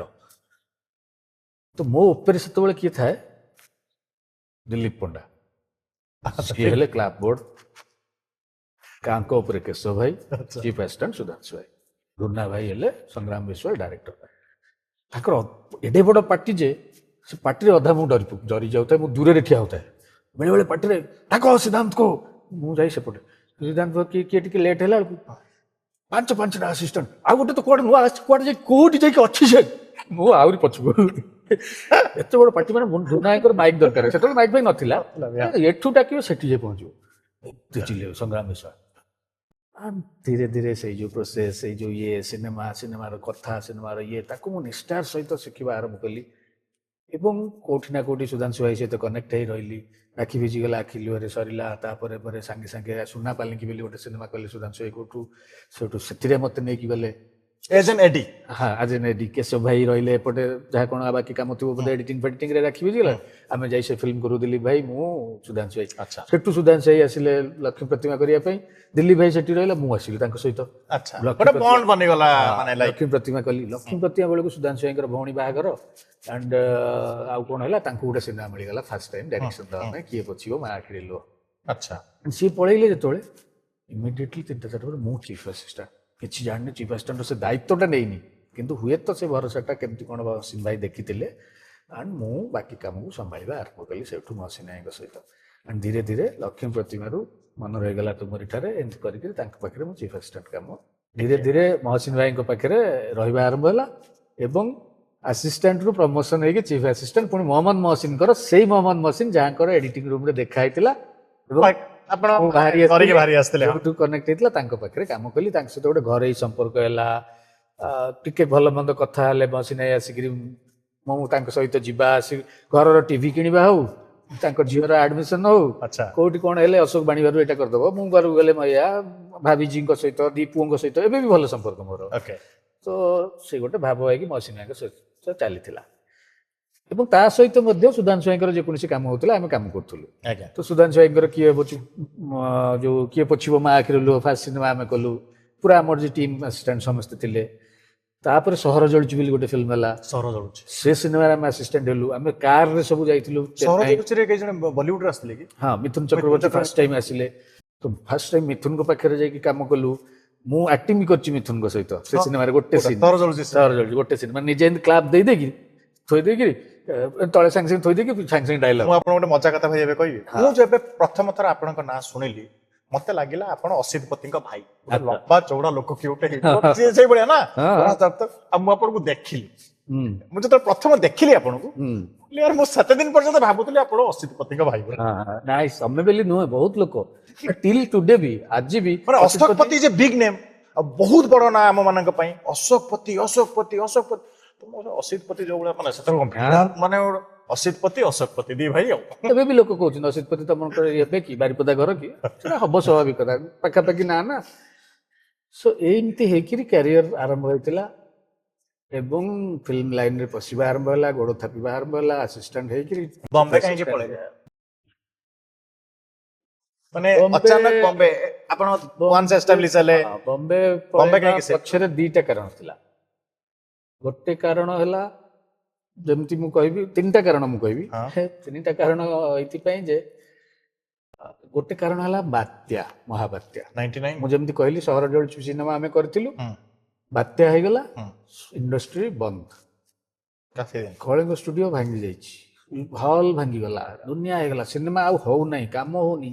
ସେଇ ଭିତରେ କୋଉଠି ନା କୋଉଠି ଆମେ ସେତେବେଳକୁ ହିନ୍ଦୀ ସିନେମା ଦେଖିବା ଆରମ୍ଭ କଲୁଣୁ, ବହୁତ ମାତ୍ରାରେ ଭଲ ଭଲ ସିନେମା ଆସିଲାଣି। ଏବଂ ସେଇ ସମୟରେ ପାଖାପାଖି ଯାଇଥିଲା ଗୋଟେ ସିନେମା ହମ୍ ଦିଲ୍ ଦେ ଚୁକେ ସନମ, ହୁଁ ଏବଂ ସେ ସିନେମା ମୋତେ ବହୁତ ଆକୃଷ୍ଟ କରିଥିଲା। କଣ ସିନେମା, ମାନେ ଗୋଟେ ପରିବର୍ତ୍ତନ ଆସିଥିଲା ସେ ସମୟରେ ଯେ ମତେ ଲାଗିଥିଲା। ଦ୍ରୌପଦୀ ସିନେମା ହଲରେ ତାପରେ ଦେଖିଲି ରାମ ଗୋପାଳ ବର୍ମାଙ୍କ ସିନେମା, ସିଏ ସେତେବେଳେ ସୁଦ୍ଧା ଆସୁଥିଲେ, ତ ମତେ ବହୁତ ଆଟ୍ରାକ୍ଟ କରୁଥିଲେ ରାମ ଗୋପାଳ ବର୍ମା। ଏପଟେ ସଞ୍ଜୟ ଲୀଲା ବଂଶାଲି, କମେଡି ସିନେମା ହେଲେ ଡେଭିଡ ଧବନ। ମୁଁ ଫାର୍ଷ୍ଟ ଡେ ଫାର୍ଷ୍ଟ ଶୋ ମହାରାଜାରୁ କାଟିକିରି ଟିକେଟ୍ ନେଇକି ଯାଏ କଲେଜ, 10ଟା 12ଟା ଟିକେଟ୍ କାଟିକି ନେଇକି ଯିବି, ଗୋଟିଏ କ୍ଲାସ୍ କରିବି, ସେଠି କ୍ଲାସ୍ କରିକି ସାଙ୍ଗମାନଙ୍କୁ ଧରିକିରି ପୁଣି ରାଜଧାନୀ କଲେଜରୁ ଆସିବୁ ଫିଲ୍ମ ଦେଖିବି। ଶୁକ୍ରବାର ଦିନ ଫାର୍ଷ୍ଟ ଶୋ ଦେଖାହବ, ମୁଁ କରିବି ସବୁ। ସେତେବେଳେ ମୁଁ ରୋଜଗାର କଲିଣି, ଆସିଷ୍ଟାଣ୍ଟ ହେଇକିରି 30,000 12,000 15,000 20,000 ପାଇଲିଣି। ତେଣୁ ମୁଁ ତାକୁ ସେତେବେଳେ ତାର ଗୋଟେ ଭ୍ୟାଲ୍ୟୁ ବି ଥିଲା ସେ ପଇସାର, ଟିକଟ ପଇସା ମୁଁ ଏଇ ସିନେମା ଦେଖିବାରେ ଖର୍ଚ୍ଚ କରେ। ଆଉ ମହାରାଜା ହଲ୍ ମାନେ ରଙ୍ଗ ଦିଆ ହେଲା ବେଳକୁ ମୁଁ ଅପେକ୍ଷା କରିକି ଥାଏ କେବେ ଖୋଲିବ ଏ ହଲ୍। ସେବେଠାରୁ ମହାରାଜା ହଲ୍ ସହିତ ମୋର ସମ୍ପର୍କ, ତାଙ୍କ ପରିବାର ସହିତ ସମ୍ପର୍କ। ମଉସା ଚାଲିଗଲେଣି, ମଉସା ଏମିତି ପତ୍ର ଇଟା ବାଲି ଗୋଟୁଥିବେ, ମୁଁ ଯାଇକି ଠିଆ ହେଇଥିବି, ତାଙ୍କୁ ଠିଆ ହେଇକି ଦୋସ୍ତି କରିବି। ଦୋସ୍ତି କଲି, ମଉସା କେବେ ଖୋଲିବ, ମୁଁ କେବେ ଅପେକ୍ଷା କେବେ ଖୋଲିବ କି, ମୋ ଘର ପାଖରେ ନା। ଆଣ୍ଡ ଖୋଲିଲା, ଫାର୍ଷ୍ଟ ସିନେମା ବନ୍ସ ପଡ଼ିଲା। ଆମେ ସବୁ ଶୁଣୁଥାଉ ମହାରାଜା ବୋଲି ଗୋଟେ ସିନେମା ଅଛି ଗୋବିନ୍ଦାଙ୍କର, ସେଇଟା ପଡ଼ିବ ଏଇଟା ପଡ଼ିବ, ବଟ୍ ବନ୍ସ ସିନେମା ଫାର୍ଷ୍ଟ ପଡ଼ିଥିଲା। ଫାର୍ଷ୍ଟ ଡେ ଫାର୍ଷ୍ଟ ଶୋ ଦେଖା ହଉଛି। ସେତେବେଳେ ସବୁ ନଥାଏ କି ସିନେମା ହଲ୍ ଯୋଉ ଖୋଳିବ, ଏମିତି କାଚ ଭଙ୍ଗା ହବ, ହାତ ମରା ଇଏ ହବ, ସେ ନିଏ ଯାହା ବି ହଉ ବନ୍ସ ସିନେମାର ଆରମ୍ଭ ହେଇଥିଲା। ଏବଂ ମୁଁ ମହାରାଜା ହଲ୍ରୁ ପ୍ରତ୍ୟେକ ଶୁକ୍ରବାର ଟିକେଟ୍ କାଟିକି ନେବି କଲେଜ। କଲେଜରୁ ପିଲା ଆସିବେ, ଯଦି ଛୁଟି ଦିନ ଥାଏ, ସେ ମହାରାଜା ହଉ କେଶରୀ ହଉ ଯୋଉଠି ମୁଁ ଫାର୍ଷ୍ଟ ଶୋ ଦେଖିବି। ହାଉସଫୁଲ୍ ଥିଲେ ମୁଁ ପଟେଇଛି ମାନେ ବ୍ଲାକର ମାନଙ୍କୁ, କେମିତି ତାଙ୍କଠାରୁ ଟ୍ରିକ୍ ଶିଖିଛି ଟିକେଟ୍ କିଣିବା। ବେଙ୍ଗି ବୋଲି ଜଣେ ବ୍ଲାକର ଥିଲା, ଭୁବନେଶ୍ୱରର ଫେମସ୍ ବ୍ଲାକର ବେଙ୍ଗି। ତା କେଶରୀ ଶ୍ରେୟାର ସିଏ ହେଲା କିଙ୍ଗ। ମୁଁ ଯିବି ଭାଇ, ଠିଆ ହେଇଥିବି ସକାଳ 5ଟାରୁ, ତାପରେ ଯେତେବେଳେ 8ଟା ବେଳକୁ ଟିକେଟ୍ କାଉଣ୍ଟର ଖୋଲିବା ସମୟ ଆସିବ, ସେ ଚିପା ଚିପି ଭିଡ଼ରେ ମୁଁ ଯୋଉ ପତଳା ହେଇଥିବି ମତେ ପିଚକେଇ ଦେବେ, ମୁଁ ଯାଇକି ଭାଇ ବାହାରେ, ଓଲଟା ପୁଲିସ ମତେ ବାଡ଼େଇବ, କିଏ ଶଳା ଇଆଡ଼େ ପଶୁଛୁ। ଖୋଦା ଗୁହାରେ ମୁଁ ମାଡ଼ ଖାଇଛି, ମୋର ନୋଳା ଫାଟି ଯାଇଛି। 5ଟାରୁ ଠିଆ ହେଇଛି, ଭୋକରେ କଙ୍କାଳ ଇଏ ହେଲାଣି, ଦେଖିଲା ବେଳକୁ ଲାଇନ୍ ବାହାରେ ଟିକେଟ୍ ଆସିଲା ବେଳକୁ। ନା ଇଏ ହବନି, ବୁଦ୍ଧି ଲଗେଇବାକୁ ପଡ଼ିବ। କ'ଣ, ବେଙ୍ଗି ସହିତ ସାଙ୍ଗ ହବାକୁ ପଡ଼ିବ। ବେଙ୍ଗି ଭାଇ କହି ବୁଲିଲି ପଛରେ, ଧୀରେ ଧୀରେ ବେଙ୍ଗି ଦେଖିଲା ଏତେ ଟୋକାଟା ଡେଲି ଆସୁଛି, ପଚାରିଲି, ସାଇଡ୍ରେ ଘଷି ହେଲି, ଇଏ ହେଲି, ସେ ବେଙ୍ଗି ଦିନେ ମତେ ଟ୍ରେନିଂ ଦେଲା, କହିଲା ସେମିତି ଟିକେଟ୍ ପାଇବୁ, ଟିକେଟ୍ କେମିତି ପାଇବୁ, କହିଲେ ଟିକେଟ୍ ରେଟ୍ କେତେ? ସେତେବେଳେ 8 ଟଙ୍କା ଥିଲା କେଶରର ତଳଟା, ଆଚ୍ଛା, ଆଉ ସାମ୍ନାଟା 5ଟା ରୋ ଥିଲା, ନାଲି ନାଲି ପ୍ଲାଷ୍ଟିକ ଚେୟାର, ସେଇଟା ଥିଲା 3 ଟଙ୍କା। ଆଚ୍ଛା, 3 ଟଙ୍କାର ନମ୍ବରିଂ ନାହିଁ, ଯିଏ କାଟିବ, ଯିଏ ଦୌଡ଼ିକି ଯାଇ 25 ସିଟ୍ରେ ବସିବ। ତ ମୋର ଯେତେବେଳେ ପଇସା ନଥାଏ, ବଜେଟ୍ କମ୍, 3 ଟଙ୍କା, ବଜେଟ୍ ଥିଲେ 5 ଟଙ୍କା, ଆଉ ଉପରଟା ବାଲକୁନି 8 ଟଙ୍କା। 8 ଟଙ୍କା ବେଶୀ ବଜେଟ୍ ନଥାଏ, ପ୍ରାୟ 5 ଟଙ୍କା ହେଇଗଲେ ବହୁତ, 3 ଟଙ୍କା ନହେଲେ ତ ଅଛି ଆଉ। ସୋ ବେଙ୍ଗି ଠାରୁ ଶିଖିଲି ଯେ ପଇସାଟାକୁ ମୋଡ଼ି ଦବୁ, ପତଳା କରିକିରି, ମୋଡ଼ିକିରି ଏମିତି କରିକିରି ହାତରେ ରହିବ। ତୁ ଲେଫ୍ଟି ହେଲେ ଲେଫ୍ଟରେ, ରାଇଟି ହେଲେ ରାଇଟ୍, ଲାଇନରେ ଠିଆ ହବ, ଲାଇନର ସାଇଟରେ ଯୋଉ ଏଠି ଠିଆ ହବ, ଠିଆ ହେଇଥିବୁ, ଗୋଟେ ହାତ ଯେତେବେଳେ ପଶିବ ତା ତଳେ 25 ହାତ ଥିବ, ଲାଇନରେ ଯୋଉମାନେ ଥିବେ, ସେ ହାତ ବାହାରୁ ନଥିବ। କିନ୍ତୁ ସିଏ ଯେତେବେଳେ ବାହାର କରିବ, ଇଏ 25 ହାତ ବାହାରି ଆସିବ ଠେଲି ହେଇକିରି। ଏ ସାଇଡ ବାଲା ସେତେବେଳେ ପଇସାଟା ଏମିତି ଥିବ, ଏମିତି ରଖିଥିବୁ ସେ ସ୍ଲାବ ଉପରେ, ଯେମିତି ଭୁସ୍ କିନା ବାହାରିବ, ସବୁ ସଟ୍ କିନା। ଆଉ ତୁ ତ ଆଗ ଆଣିପାରିବୁ, ତୋର ପତଳା ହାତ ଆଉ। ଆରେ ହେ ଟ୍ରାଏ ମାରିଲି ଦିନେ, ସତରେ ପଶିଲି। କହିଲା କିନ୍ତୁ ତାପରେ ବାହାରିଲା ବେଳକୁ ତୋର ବି ହାତ କଟିବ, ବାହାରିବନି, ପୁଣି ପଶିଥିବ ଏପଟେ 25, ସେ ଯାହା ମିଳିତ କଲା, କାହିଁକିନା ମୁଠା ହେଇ ବାହାରିବ ନା, ବାହାରିବ ଟିକେଟ୍। ଆରେ ହେ, ଧୀରେ ଧୀରେ ବେଙ୍ଗିର ଗୁରୁ ଇଏରେ ମୋର ଆଉ ଟିକେଟ ଅସୁବିଧା ହେଲା, ଅଲଗା ହଲରେ। ମାନେ ଏବେ ଏ କଥା ଶୁଣିଲା ବେଳକୁ ଏଇଥିପାଇଁ ହସ ଲାଗୁଛି, ମାନେ ଶୁଣନ୍ତୁ ଭାଇ, ମାନେ ଏବେ ଟିକଟ ବ୍ଲାକ୍ କ'ଣ, ଲୋକ ଦେଖି, ମାନେ ଆମେ କି ଭାଗ୍ୟବାନ କହିବାକୁ ଗଲେ, କ'ଣ କ୍ରେଜ ଦେଖିଛୁ ସିନେମାର, ଲୋକ ଲାଇନ। ମୋ ସିନେମାରେ ଜାଣିଛୁ ନା, ମୁଁ ତ କହିବି ସେ, ମାନେ କିନ୍ତୁ ମହାରାଜା ହଲ୍ ଯେତେବେଳେ ହେଇଗଲା ମତେ ଏଇ କଷ୍ଟଟା ପଳେଇଲା କାହିଁକିନା ମଉସା ଚିହ୍ନା ମୋ ସଚେନା ହଁ ମୋର ଇଏ ନା ହଁ ସେ ଆଜି ବି ପଣ୍ଡା ବାବୁ ଅଛି ହଁ ହଉ ନେଇଯିବୁ ତୋର ଟିକେଟ୍ ମୋର ଟିକେଟ୍ ସେଠି ରେଡି କିଛି ଅସୁବିଧା ନାହିଁ ତେଣୁ ମୁଁ କିଙ୍ଗ ହେଇଗଲି ମହାରାଜା ଆଜି ବି ସେ ସମ୍ପର୍କ ମହାରାଜା ସହିତ ମାନେ ଏମିତି ହେଇଗଲା ସମ୍ପର୍କ ଯେ ଇଣ୍ଡଷ୍ଟ୍ରିରେ ହଁ ଆଜି ବି ମୁଁ ଏବେ ନାଁ କହିବିନି ପରେ କହିବି ଏବେ ବି ଲୋକ ଏଇ ଜଷ୍ଟ 10 ଦିନ ତଳେ ଜଣେ ଲୋକ ମତେ ଫୋନ କରିକି ଭାଇ ଟିକେ ମହାରାଜାର ଗୋଟେ ଶୋ କରେଇ ଦିଅ କେମିତି କଣ ମୁଁ କହିଲି ଭାଇ ମୁଁ ଦେଖିଆ ଓକେ ହଲ୍ରୁ 10 ଲକ୍ଷ 15 ଲକ୍ଷ ଆଡଭାନ୍ସ ଉଠେଇକି ପ୍ରଡ୍ୟୁସରକୁ ଦବା ହଁ। ସେ ମତେ ନ ପଚାରିଲେ ହବନି ମହାରାଜାରେ କିନ୍ତୁ ଯେତେବେଳେ ଜାଣିଲି ଯେ ନାଇଁ ମୋ ହଲ୍ ପରୀକ୍ଷା ଏଇଟା ମୋ ହଲ୍ କୋଉ ପିକ୍ଚର ପକେଇବା ଦରକାର କୋଉଟା ମୋ ପିକ୍ଚର ବି ମୁଁ ବେଳେବେଳେ ପକେଇଲିନି ଜାଣିଛୁ ଓକେ ତ ସେଟା ଗୋଟେ ଘରୋଇ କଥା ଆମର ତ ଏମିତି ହେଲା ଭିତରେ ଯୋଉ ବାତ୍ୟା କହିଲି ହୁଁ ଏସବୁ କହିଲି ତା ଭିତରେ ଟିକେ କୋଉଠି ନା କୋଉଠି ଭଗବାନ ଚାହୁଁଥିଲେ ଯେ ନାଇଁ ଆର ଯିବା ଦରକାର କି ଶିଖିବା ବମ୍ବେକୁ। ଦରକାର କଣ ସେଇ ଇଏରେ ଆ, ଗୋଟେ ଜାଗାରେ ମତେ ସେଇ ଯୋଉ ସହର ଜଳିଛି କାମରୁ କୌଣସି ନା କୌଣସି ପାଇଁ ସୁଧାଂଶୁ ଭାଇ ମତେ କହିଲେ ଯେ ତମେ ଅ, ଆସିବ ଦରକାର ହେଲେ ଡାକିବି ଆଉ ପିଲା ଅଛନ୍ତି ଏବେ ଓ ତ ତାର ମାନେ ଟିକେ ରିଜିନ ଏବେ ମୁଁ ଜାଣିନି Okay. କଣ ଏବେ ବି ଆ, କିନ୍ତୁ ଯୋଉଟା ପାଇଁ ମୁଁ ଏବେ ବି ସୁଧାଂଶୁ ଭାଇକି ଧନ୍ୟବାଦ ଦିଏ ଏବଂ ମତେ ଲାଗେ ଯେ ସେଇ କଥାଟା ହୁଏତ ଭଗବାନ ତାଙ୍କ ମୁହଁରେ ବସିଲେ ସ୍ପୃହା ପାଟିରେ ଦେଲେ ଯେ ବସିଲେ, ମୁଁ ଯେ ଯୋଉଥିପାଇଁ ମତେ ଲାଗିଲା ଯେ ସେ ସମୟରେ ବାଧିଲା ପରିକା ଲାଗିଲା ଯେ ମୁଁ ଏତେ କାମ କଲି ମତେ କହିଲେ ଇଏ କରିଦେଲେ ତାହେଲେ ମୁଁ ଆଜି ହିଁ ପଳେଇବି ମୁଁ ବହୁତ ଡେଡିକେଟେଡଲି କାମ କରୁଥିଲି ଭୁବନେଶ୍ୱରରେ ଯେହେତୁ ଷ୍ଟୁଡିଓଟା ସମସ୍ତେ କଟକରେ ରୁହନ୍ତି ଭୁବନେଶ୍ୱରରେ ଯାହା ହେଲେ ମୋର ଗୋଟେ ଏଫି ସ୍କୁଟର ତା ପରେ ମୁଁ ପ୍ରମୋସନ ହେଇକି ଏଫି ସ୍କୁଟରକୁ ପଳେଇ ଆସିଥିଲି ଆଚ୍ଛା ବାପା ଲୋନରେ କିଣି ଦେଇଥିଲେ ଏଫି ବଜାଜ ଏଫି ତିନିଟା ବଜାଜ gear, ଛାଡ଼ିନି ତିନିଟା gear। ହଁ ସୋ ଏଫିରେ ମୁଁ ନାଗରା ବୁହ ସାଉଣ୍ଡ ବୁହ ଇଏ କର ସିଏ କର ସବୁ କରିକିରି କାମ କରେ ଆଉ ଯେତେବେଳେ ମତେ ଏଇଟା ହେଲା ମତେ ଟିକେ ବାଧିଲା ସେଇଦିନ ପୁରା ଦିନଟା ମୁଁ ବସିକି ସେଇଠି ବସିଲି ଭାବିଲି ଏବଂ ଠିକ ଦିନ 2ଟା ଖଣ୍ଡେ ବେଳକୁ ସବ୍ୟସାଚୀ ମହାପାତ୍ର ଯୋଉ ସଭ୍ୟତା ତାଙ୍କ ସାନ ଭାଇ ପ୍ରକାଶ ସିଏ ମନେ ରହିଗଲା ତୁମରି ଠାରେ କିଛି ଦିନ ପାଇଁ କ୍ୟାମେରାମ୍ୟାନ କାମ କରିଥିଲେ ତ ତାଙ୍କ ସହିତ ଗୋଟେ ରିଲେସନସିପ ବଢିଥିଲା ସିଏ ଆସିଥିଲେ ବୁଲିବା ପାଇଁ ସିଏ ଯିବାର ଥିଲା 4 ଦିନ ପରେ ହୁଁ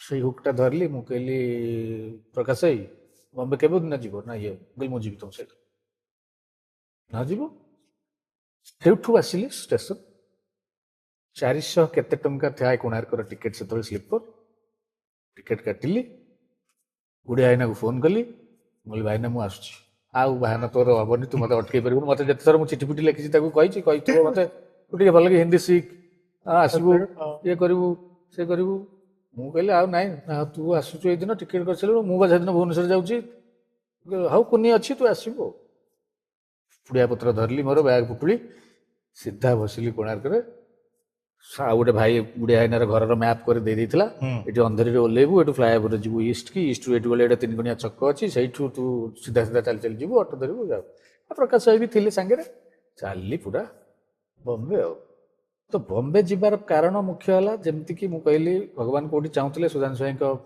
କଣ୍ଠରେ ବସିଲେ ସେ ମତେ ଇଏ କଲେ ସେଟାର ଗୋଟେ ଆଶୀର୍ବାଦ ତେଣୁ ମତେ ଲାଗେ ସୁଧାଂଶୁ ଭାଇଙ୍କର ସେଇଟା ଗୋଟେ ଆଶୀର୍ବାଦ ମୋ ପାଇଁ ଥିଲା ଏବଂ ବାତ୍ୟା ଯୋଉ ବାତ୍ୟା ଇଏ ଥିଲା ତେଣୁ ବାତ୍ୟା ପୂର୍ବରୁ ଯୋଉ ମୁଁ କହିଲି ଏଇ ଯୋଉ ସିନେମା ମୁଁ ଦେଖିଥିଲି ଏଇ ସିନେମା ମତେ ଆକୃଷ୍ଟ କରୁଥିଲା ବମ୍ବେରେ ଟିକେ କାମ କରନ୍ତିନି ଏ ସବୁ ଭଲ ଭଲ ସିନେମାରେ କରନ୍ତି କାମ ଇଏ କରନ୍ତି ସେଇ ଯୋଉ ଶକ୍ତି ମୋର ମନେ ଅଛି ଶକ୍ତି ବରାଳ ମୁଁ ଶକ୍ତି ବରାଳ ବସନ୍ତ ସାହୁଙ୍କ ଆସିଷ୍ଟାଣ୍ଟ ଥିଲେ ତ ସିଏ ପ୍ରାୟ ସେତେବେଳେ ଧର୍ମବିହାରରେ ରହୁଥିଲେ ଇଏ ନିଖିଲ ବରଣ ସେନଗୁପ୍ତା ବୋଲି ଜଣେ ଆର୍ଟ ଡାଇରେକ୍ଟର ଥିଲେ ବହୁତ ବଡ ଆର୍ଟ ଡାଇରେକ୍ଟର ବୁଢା ମହାରଣା ଆଉ ନିଖିଲ ବରଣ ସେନଗୁପ୍ତା ତାଙ୍କ ଘରେ ଶକ୍ତି ବରାଳ ସିଏ ମାନେ ରହୁଥିଲେ ତ ମୁଁ ଆଉ ସିଏ ଆମେ ସବୁ ଖଣ୍ଡଗିରି ଛକ ଯାକେ ଆସିବୁ ଏଡିଟିଂ ସାରିକିରି ଖଟି କରିବୁ ଯାହା କଲୁ ସିଏ ପଳେଇବ ସେଠିକି ମୁଁ ଏନ୍ଏଚରେ ଆସିବି ଆଣିବା ଆମେ ବହୁତ ଥର କଥା ହେଇଛୁ ଯେ ଶକ୍ତି ବମ୍ବେ ପଳେଇବା 2 ଜଣ ମିଶିକିରି ଶକ୍ତି ବି ପ୍ଲାନ୍ କରିଥିଲା ଯିବ ବୋଲି ଦେଖ ଭାଗ୍ୟ ଆଉ ଯୋଗ ମୁଁ ଗଲି ଶକ୍ତି ଯାଇପାରିଲା ତାମାନେ ମୋର ଯିବାର ଅଛି ସୋ ମୁଁ ପଳେଇଲି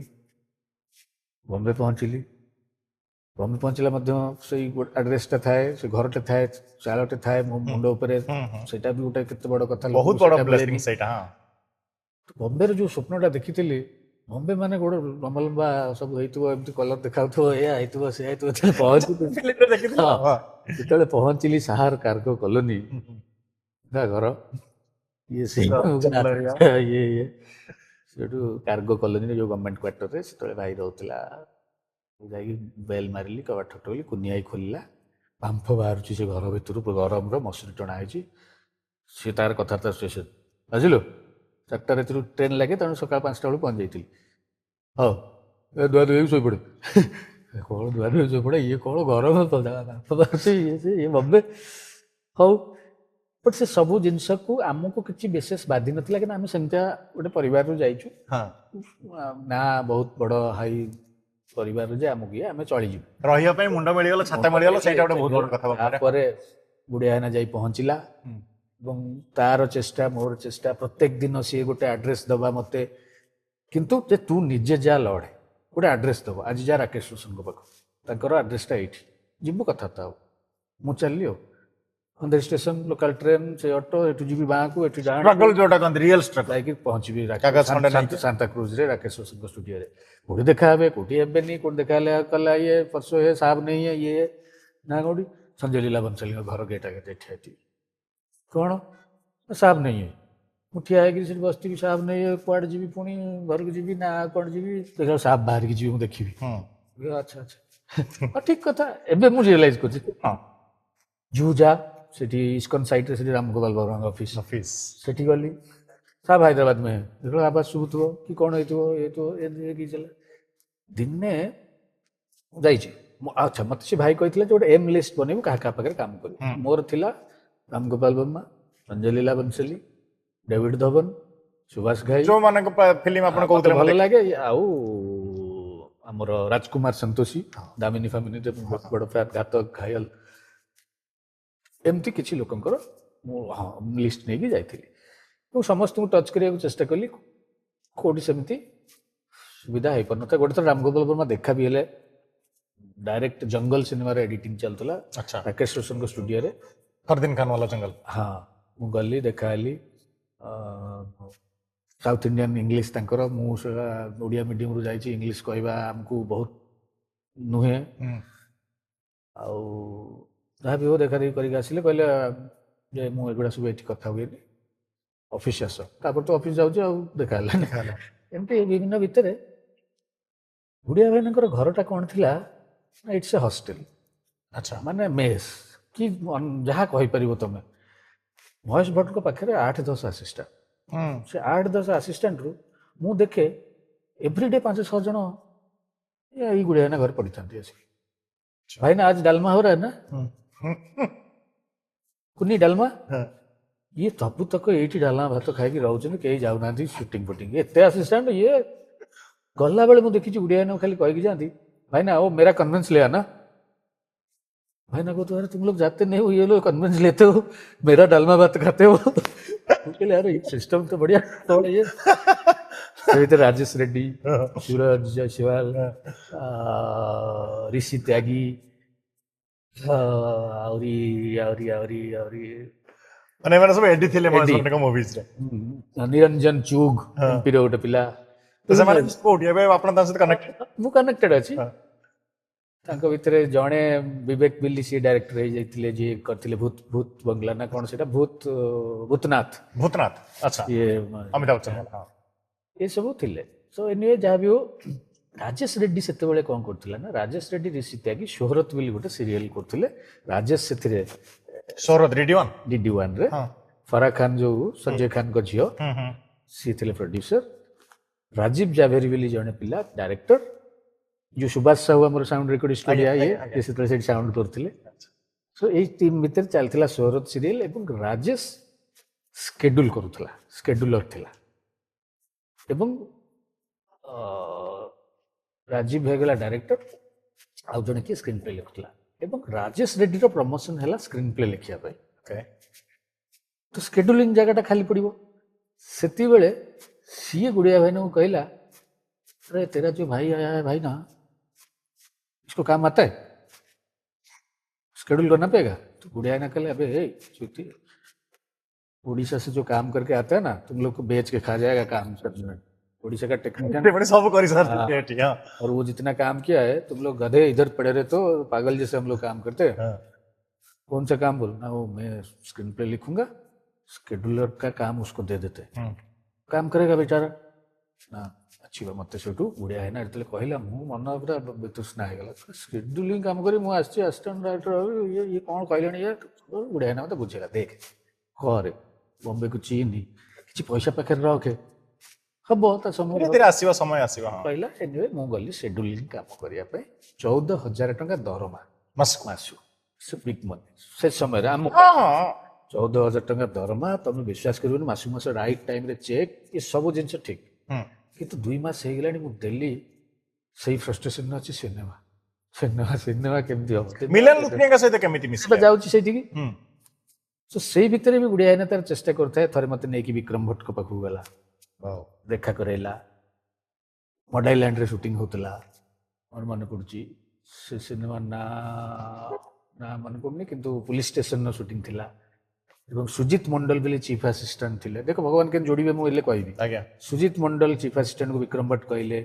ଗୁଡିଆ ନା ତାଙ୍କର ସାଙ୍ଗ ପରିକା ଯେହେତୁ ଭଟ୍ଟ ସାହେବଙ୍କର विकी मेरा भाई है ना ठीक है आएगा ए सुजीत इधर आ ये नया प्रोजेक्ट जो स्टार्ट हो रहा है अनिल कपूर और इस कौन सा ना अमीषा पटेल का तो उसमें करेगा तो ठीक है वो अगले महीने 22 तारीख को आ जाना भाई सब नंबर नहीं कि सुजीत मंडल पलि आसिली अब आहरी खुशी पुणी थे से स्ट्रगल देख ओडार जहाँ आरंभ होता से पुणी से चलती डेली फ्रस्ट्रेशन शेड्यूलिंग ये ठीक होनी से गोटे होप भाई 22 तारीख ହେଇଗଲା 21 तारीख फोन आ सुजीत मंडल कहीं फोन उठेब सुजीत मंडल ना ये सुजीत मंडल फोन ना जिते फोन कले किसी ना आउ देखा हो ना मु गली फिल्मालया स्टूडियो विक्रम भट्ट को देखा करिया सुजीत मंडल देखा ही करेदेला ପରେ ମୁଁ ଜାଣିଲି ଯେ ନାଇଁ ବେଙ୍ଗଲୀ ମାନେ କୁଆଡ଼େ ସେମିତିଆ ସିଏ ବଙ୍ଗାଳୀ ଲୋକ ତାଙ୍କ ଜନର ଲୋକକୁ ରଖ ଆମେ ଓଡ଼ିଶାରେ ସେଇଟା ନାହିଁ ଆମର ଓଡ଼ିଆ ଲୋକକୁ ସେ ରଖିବ ଚାନ୍ସ ନାହିଁ जो कहली भगवान केमती करती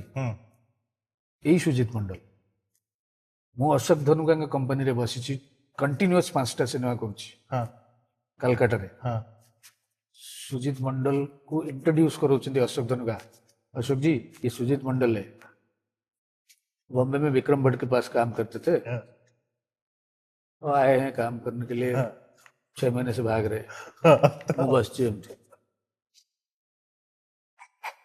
सब रूम फांका तले सुजीत मंडल बसले मुझे सुजीत नमस्ते आप तो पहचान नहीं पाएंगे पर मुझे आज भी याद है मरून कलर का शर्ट पहने थे विक्रम के पास पुलिस स्टेशन में शूटिंग हो रहा था मड आइलैंड में मेरे भाई ने लेके मिलाया था गुड़िया ना हाँ गुड़िया को जानता हूँ चलो वो मैं हूँ आपने मिलने नहीं देता मेरे को ये हुए अब खराब करके कहले बट समय केमती मनुष्य को आने चक्र କିନ୍ତୁ ତୁମକୁ ସେଥିପାଇଁ କଣ୍ଟିନ୍ୟୁଅସ୍ ଲଗନ ସହିତ କାମ କରିବାକୁ ପଡ଼ିବ ନିଷ୍ଠାର ସହିତ କରିବାକୁ ପଡ଼ିବ ଆଣ୍ଡ ସେଟା ଦେଇଛନ୍ତି ଭଗବାନ ମୋତେ ସବୁ ଜାଗାରେ ଦେଇଛନ୍ତି ଆଣ୍ଡ ହେଲା ନାହିଁ ସେ କାମ କିଛି ହେଲା ନାହିଁ ଏମିତି ଫ୍ରଷ୍ଟ୍ରେସନ୍ ଡେଲି ରାତିରେ ଫେରୁଥିବି ଦିନେ ରାତିରେ ଏମିତି ଫେରୁଛି ଭାରି ଦୁଃଖରେ ଫେରେ କିନ୍ତୁ କୁ ଯିବି ସେଡ୍ୟୁଲ୍ କରିବି ଇଏ କରିବି ମନରେ ସବୁବେଳେ ସିନେମା ଥିବ ଫେରୁଛି ଦିନେ ଗୁଡ଼ିଆ ନା ଖାଇ ବସିଛି ମୁଁ ଆସିଲେ ଖାଇବି କହିଲେ ଦଇ ଆସ ଖାଇଦେବୁ ଆସେ ଏକାଠିକି ଆସିଲୁଣି ତ ଖାଉଛି ମୁଁ 2-4 ଘଣ୍ଟା ନେଇଛି ଟିକେ ଭଲ ଲାଗିଲା ବେଳକୁ କହିଲା ଆଉ ଫିଲ୍ମରେ କାମ କରିବୁ ମୁଁ କହିଲି କାମ କରିବି ମାନେ ରିଆକ୍ସନ୍ ଚେଞ୍ଜ ମାନେ ନା ଗୋଟେ କାମ କରିବୁ କାଲି ସକାଳୁ ପଳେଇବୁ ଓସିଆରା ଆଡ୍ରେସ୍ ଦେଇଦେବି ବଣ୍ଟି ଦେଖା ହବ ତୋର ବଣ୍ଟି କିଏ ଆରେ ବଣ୍ଟି ଆମ ସହିତ କାମ କରୁଥିଲା ମିଲନ ଲଥରିଆ ସୋ ତାର ସେ ରାଜସ୍ଥାନ ସ୍କେଡ୍ୟୁଲ୍ ଅଛି ଗୋଟେ କଚ୍ଚେ ଧାଗର କ୍ଲାଇମାକ୍ସ ସେଡ୍ୟୁଲ୍ ତାର ସେଠି 8, 10, 15 ଆସିଷ୍ଟାଣ୍ଟ ଦରକାର ମୋତେ ଫୋନ୍ କରିଥିଲା ତ କ'ଣ ସବୁ ଇଏ ପାଇଁ ମୁଁ କହିଲି ମୋର ଗୋଟେ ଭାଇ ଅଛି ସେ କହିଲା କାଲି ପଠେଇଦେ ଆଉ କାଲି ଯା ତାକୁ ଦେଖା କରିଦେବୁ ମୋର ରାତିରେ ନିଦ ନାହିଁ ମାନେ ସେଇ ଜିନିଷ ଯେମିତି ସେମ୍ ରିପିଟ୍ ଫିଲିଂ ଓଡ଼ିଶାରେ ଯାହା ହଉଥିଲା ସବୁ ଇଏ ସକାଳୁ ଗଲି ମିଲନ ଲଥରିଆ ଡେଙ୍ଗା ହେଇ ପତଳା ହେଇ ଲୋକଟେ ଆସିଲେ ଦେଖା କଲେ ହ୍ୟାଣ୍ଡସେକ୍ ସେଠି ବମ୍ବେ ଶୈଳୀ ଅଲଗା ସବୁ ଆମେ ଶଳା ଏଠି ଏମିତି ବୋକା କିଛି ଶିଖିନୁ କିଛି ନାହିଁ ହ୍ୟାଲୋ ସରି ଥ୍ୟାଙ୍କ ୟୁ ଗୁଡ଼ିଆ ମୋତେ କହିଥାଏ ରାତି ଟ୍ରେନ୍ରେ ଯେତେବେଳେ ଲୋକାଲ୍ ଟ୍ରେନ୍ରେ ଆସୁଥିବୁ ଯାଉଥିବୁ ବାହାରକୁ ଚାହିଁକି ପ୍ରାକ୍ଟିସ୍ କରିବୁ ସବୁବେଳେ ଥ୍ୟାଙ୍କ ୟୁ ସରି ହ୍ୟାଲୋ ଇଏ ଏମିତି ଧରିବୁ ସେମିତି ଧରିବୁ ଓଡ଼ିଶାରେ କିଛି ନାହିଁ ଜାଣିଛ ନା କିଛି ଶିଖାଇନଥିବ ପିଲା ଗଧ ହେଇଯିବେ ଗୋଟେ ସତ ଏଇଟା ଆମେ ନିଜକୁ ନିଜେ କହୁଛି ନା କିନ୍ତୁ ଆମେ ବାହାରକୁ ଗଲେ ମାନେ ବ୍ୟାଣ୍ଡ ବାଜିଯିବ ଏଇଟା ରିଅଲିଟି ତମେ ନିଜେ ବି ଦେଖିଥିବ ଯଦି ଅନୁଭବ କରିଥିବ ଏବେ ତ ଆଉ ନାହିଁ କମ୍ପାରିଜନ ସେ ଅଛି, କମ୍ପାରିଜନରେ ବହୁତ ଅଛି। କମ୍ପାରିଜନ ଅଛି, ତମ ଆଟମୋସ୍ଫିୟରଟା ବାସ୍ ସେମିତିଆ। ତେଣୁ ସେ ଯାହା ବି ହଉ ସେଇଠୁ मिलन थोड़ा देखा ले, कहले ओके एक काम करना, ये 1 हफ्ते का शेड्यूल करते हैं, तू मेरे को देख, हाँ मैं तेरे को देखता हूँ, भल लगिला कहले रहिबु, मु जदि भल लगिल तते रहिबु, तू तू जदि भल लगिल रखिबि।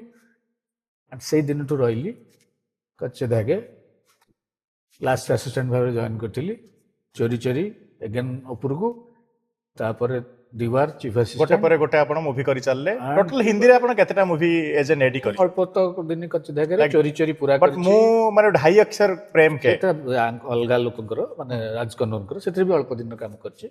But mention that you are an AD.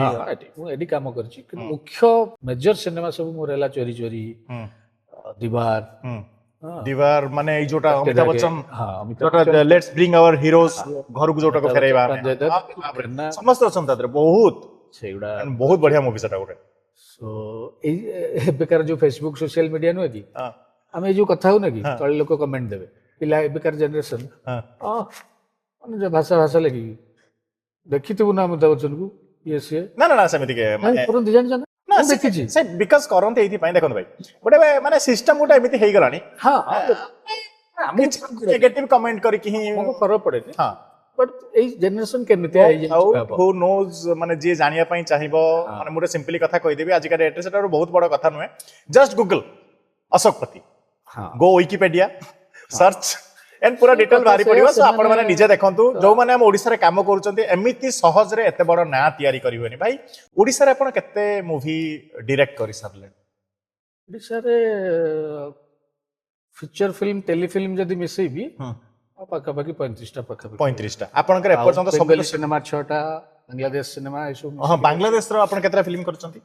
5टा 4टा करछ। ता पय एबड बांग्लादेश जांती? हां नहीं सेटा हम जॉइंट वेंचर करछु सब गुडा। अच्छा इंडो बांग्ला तक इंडो सेटा ଗୋଟେ जॉइंट वेंचर रे गवर्नमेंट रो अप्रूवल रे हुए। अच्छा तो सेही अप्रूवल ले हमें कलकत्ता एवं बांग्लादेश रो मिसई गिरी करिछु, जोठी कि बांग्लादेश रो आर्टिस्ट जेमति हमर जॉइंट वेंचर सब हुए बाइलैंग्वेज ताकू मिसई किरी मु बांग्लादेश रो 4टा पिक्चर हेछि, जोटा कि जीत रो गोटे फिल्म जोटे जीत हीरो थिले, हीरोइन बांग्लादेश रो थिले, अलगा आर्टिस्ट जोटा इटली रे शूटिंग हेतिला, रोम रे शूटिंग हेतिला। बॉम्बे रो पूरी असर रीजन कोन थिला माने कोन सक्सेसफुल काम मिललानी ना एज ए डायरेक्टर प्रूव करबार थिला? असिस्टेंट बहुत काम थिला, बहुत काम भलो भलो काम करतु। आपण डायरेक्टर हबा इच्छा तो डायरेक्टर हबार ना, केना हमको कुआ जाय जे गोटे भलो डायरेक्ट भलो असिस्टेंट डायरेक्टर जेतोळे जाय तुम जने कहतु सेठी से अभिशाप फरई। आपण जतबेले ओडिसा आसिले प्रथम as an director full phase film कोटा कले जोटा माने बॉम्बे सिनेमा मोर हला बाजी काम बाजी बाजी। हां अनु चौधरी सिद्धांत, श्रीतम, विजय माती, जोटा विजय मला माती, उत्तम माती, मीर दास, जयराम समल जो हा आर्टिस्ट ना कहू सब बाजी फिल्म टा हिंदी रे भी डब हिच ना, हिंदी फिल्म कॉपी हेछि हमरो ना, आम फिल्म टा हेइतला कॉपी न पूरा प्योर ओरिजिनल सिनेमा। हां बट आम को नै कि से माने बॉबी देओल एंड गोटे कोन मूवी कले ता परे ना ना ना किछि कॉपी आम सिनेमाटा हिंदी रे डबिंग हेकिरी ओरिजिनल ओडिया सिनेमाटा हिंदी रे डबिंग हेकिरी रिलीज हला। ओके आम सिनेमा कहीं करनांती कि आमे कहा से ओके बेंगली रे भी आम सिनेमा डबिंग हेकिरी रिलीज हे तादर हीरो हीरोइन अलगा थिले सेम सेम आमरी सिनेमा सब भाषा खाली बदलती भाषा बदली के हेछि।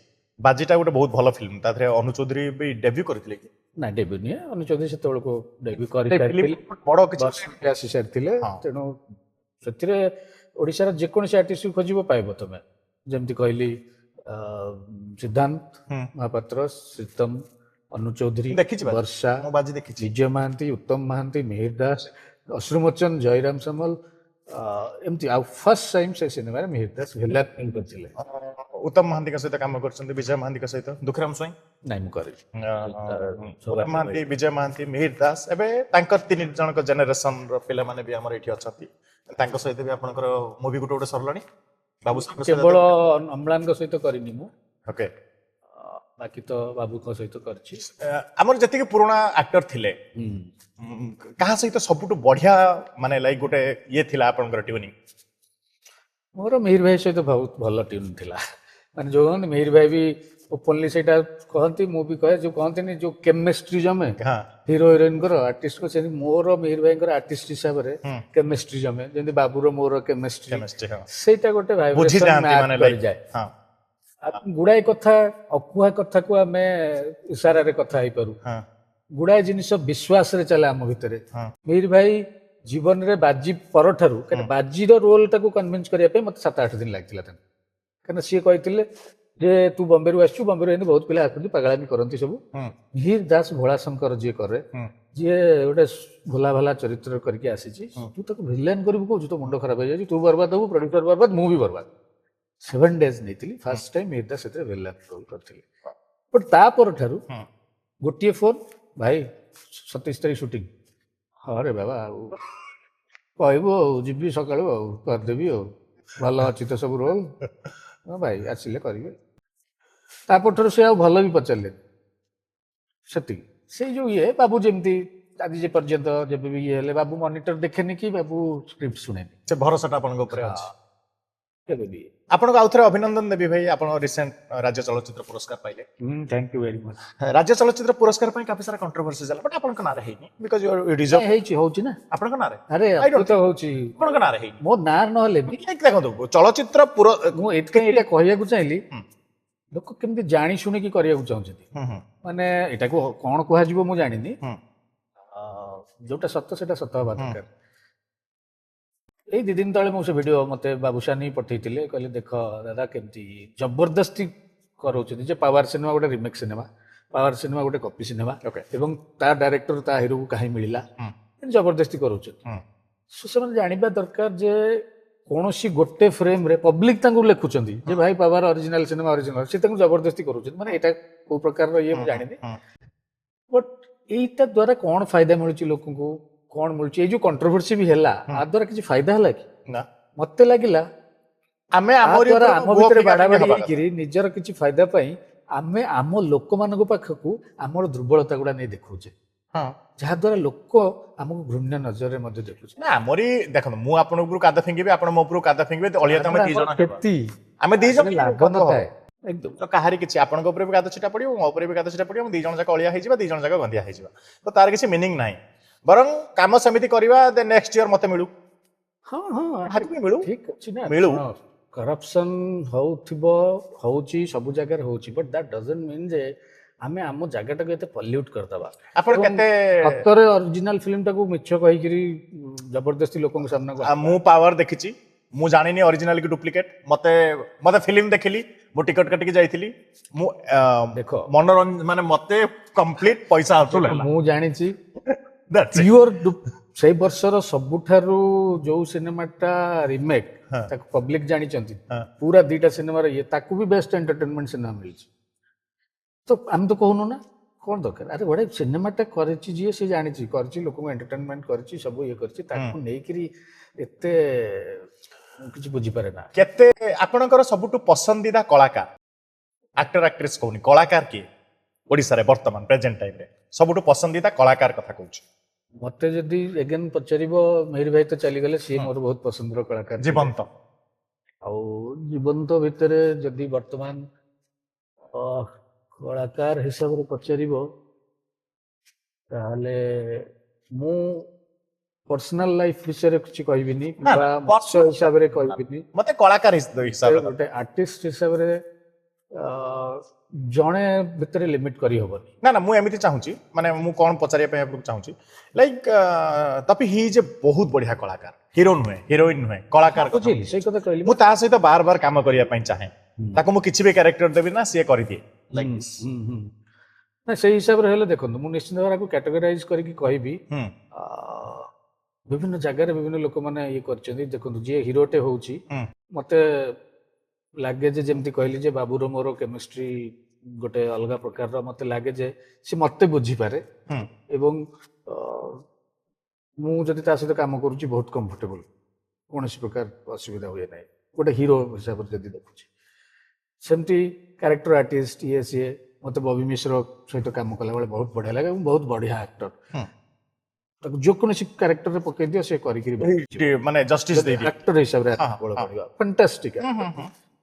ସେମିତି ଯଦି ଆମେ କହିବା ଟିଲୁ ଭାଇ ଟିଲୁ ଭାଇ ହଁ ଟିଲୁ ଭାଇ କି ଲୋକ ଆଜି ଜୟପ୍ରକାଶ ଭାଇ ଦେଖୁଛନ୍ତି ହଁ ଜୟପ୍ରକାଶ ମହାନ୍ତି ବୋଲି ଆଜି ଜାଣୁ ମାନେ ସେଇ ଯୋଉ କର୍ମ ମୁଭିରେ ସେ ଯୋଉ ଚିତ୍କାରଟା କରିଛନ୍ତି ଲୋମମୂଳ ଟାଙ୍କୁରି ଗଲେ ଏବେ କହୁଛି ଗୁଜମାଂସ ମୁଁ ଆସିଯାଉଛି ତାଙ୍କୁ କେବେଠୁ ଚିହ୍ନିଛି ଯେତେବେଳେ ଲୋକ ତାଙ୍କୁ ଚିହ୍ନି ନଥିଲେ ଏନି କ୍ୟାରେକ୍ଟର ଛୋଟିଆଟିଏ ସେ ମୋ ସିନେମାରେ ଥାନ୍ତି ଯଦି ମାର୍କ କରିଥିବ ଧ୍ୟାନ ଦେଇନି 143 ଆଇ ଲଭ୍ ୟୁ ଦେଖିବ ଗୋଟେ ଅନ୍ଧ ଭିକାରୀ ହେଇକିରି ମାନେ ସେ କୋଉଟାରେ କୋଉଠି ଆପଣ ତାକୁ ସାମିଲ କରନ୍ତି କାହିଁକିନା ମୁଁ ଚିହ୍ନିଥିଲି ଏ କଳାକାର ସେଇ ଲେବୁଲର ଆଚ୍ଛା ତାଙ୍କ ଫିଜିକାଲ ଆପିୟରେନ୍ସଟା ହୁଏତ ସବୁଠି ଫିଟ୍ ବସାଏନି ତାଙ୍କୁ ହଁ ଏବଂ ସମୟରେ ଆମେ ଯେତେବେଳେ କାଷ୍ଟିଂ କରୁ ବିଭିନ୍ନ କାରଣ ପାଇଁ ସବୁ ଜାଗାରେ ସମସ୍ତଙ୍କୁ କାଷ୍ଟିଂ କରିପାରୁନା କେତେବେଳେ ବକ୍ସ ଆର୍ଟିଷ୍ଟ ଗୋଟେ ଥାଏ କିଏ ବିକ୍ରି ହବ ଥାଏ ସେ ସମୟ ତାଙ୍କର ଆସିନଥିଲା କିନ୍ତୁ ମୁଁ ସେ କଳାକାରକୁ ଚିହ୍ନିଥିଲି ଯୋଉ କଳାକାର ମୋର ଯଦି ତମେ ଉଠେଇକି ଦେଖିଦବ ମୋର ଥାର୍ଡ ଫୋର୍ଥ ଫିଲ୍ମରୁ ସେ ଅଛନ୍ତି ଅନୁ ଅର୍ଚିତା ଏଲିନା ଆପଣଙ୍କର ଫେଭରିଟ କିଏ ଜଣେ ଅନୁ ଅର୍ଚିତା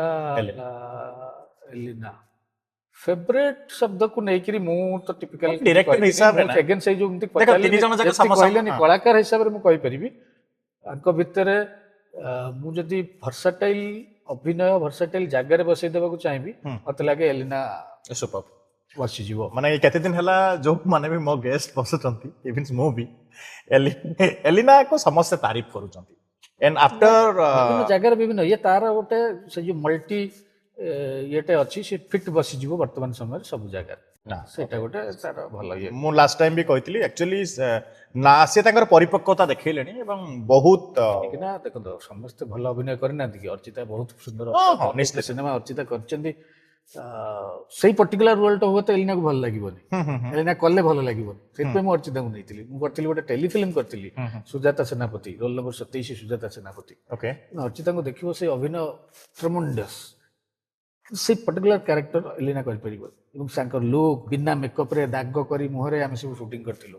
ବହୁତ ଡେଡିକେଟେଡ୍ ବାବୁସାନ ଅନୁଭବ ଆପଣଙ୍କର ଫେଭରିଟ କିଏ ଅବଭିୟସଲି ବାବୁସାନ ସହିତ ବହୁତ କାମ ଯେହେତୁ କରିଛି ସେ ଯେମିତି କହିଲେ ଆମେ କଣ୍ଟ୍ରୋଭର୍ସି ଆପଣଙ୍କ ଫେଭରିଟ ମୁଁ ପଚାରୁଛି ସେଇ କଥା ମୁଁ ପଚାରୁନି କିଏ ବଡ ଫେଭରାଇଟ ବି କଥା ନାହିଁ ନା ସାଇକୋଲୋଜି ମ୍ୟାଚ୍ କରେ କେମିଷ୍ଟ୍ରି ମ୍ୟାଚ୍ କରେ ତେଣୁ ଗୁଡାଏ ସିନେମା ଖୁସିରେ ରାତି 12ଟା ବେଳେ ଅଶୋକପତିଙ୍କୁ 2 ଲକ୍ଷ ଟଙ୍କା ଦରକାର କାହାକୁ ଫୋନ କରିବେ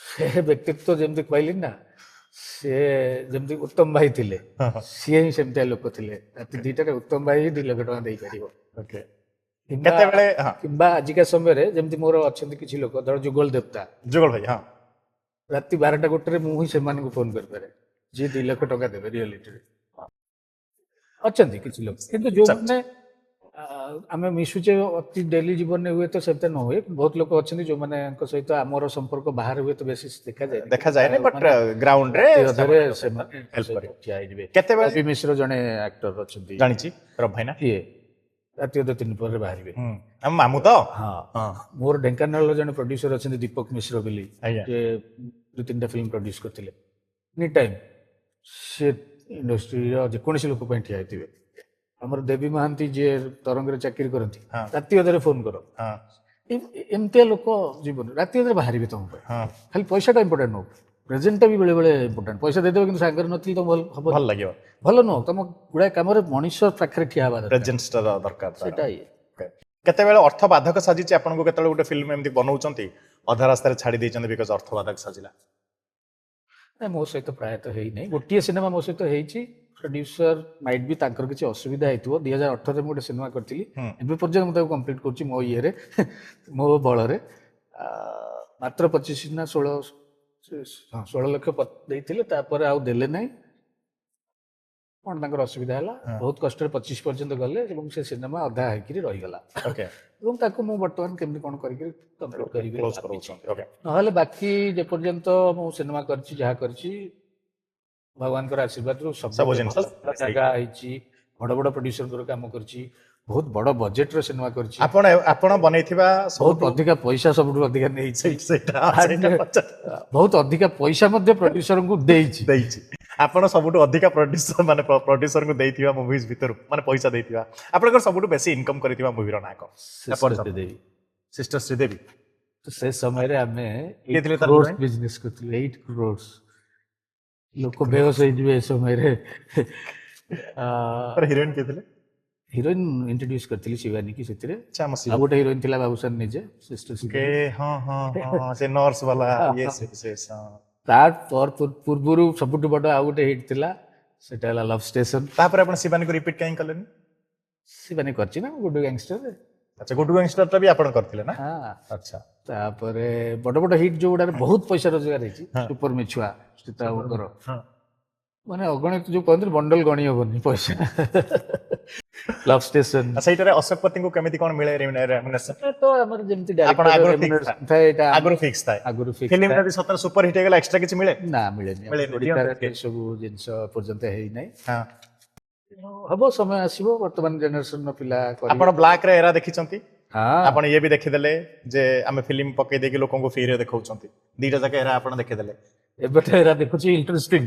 ଏବେର ବୋଲେ ବସ୍ତି ଲୋକ ଯୋଉ ଚକେଇସିଆଣୀ ରସୁଲଗଡ଼ ଲୋକ କହୁଛନ୍ତି ଭାଇ ଆମେ ସବୁ ପାଗଳ ହେଇଗଲୁଣୁ ଗୋଟେ ସିନେମାକୁ 6 ଥର ଲେଖେ ଦେଖଉଛନ୍ତି ଜବରଦସ୍ତ ହାଉସଫୁଲ କରା। ଆମେ ଦେଖିଛୁ 25 ସପ୍ତାହ ଚାଲିବା ପିକ୍ଚର ତାକୁ କୁହାଯାଏ ସିଲଭର ଜୁବଲି। ଆଜ୍ଞା 50 ସପ୍ତାହ ମୋର ଚାଲିଥିଲା ମୁଁ ତତେ ଲଭ୍ କରୁଛି, ଗୋଲ୍ଡେନ ଜୁବଲି ଯୋଉଟା ଗୋଲ୍ଡେନ ଜୁବଲି। ମହାରାଜା ହଲରୁ ଆଚାର୍ଯ୍ୟ ବିହାର ଛକ ଗୁଜବମ୍ପସ୍ ବର୍ଷା ହଉଥିବ ଛତା ଧରି ଲୋକ ଠିଆ ହେଇଥିବେ ଟିକଟ କାଟି ଟିକେଟ କାଟିବେ ମୁଁ ତତେ ଲଭ୍ କରୁଛି। କେବଳ ମହାରାଜାରୁ କେତେ ଟଙ୍କା ହେଇଥିବ କହିଲ କଲେକ୍ସନ?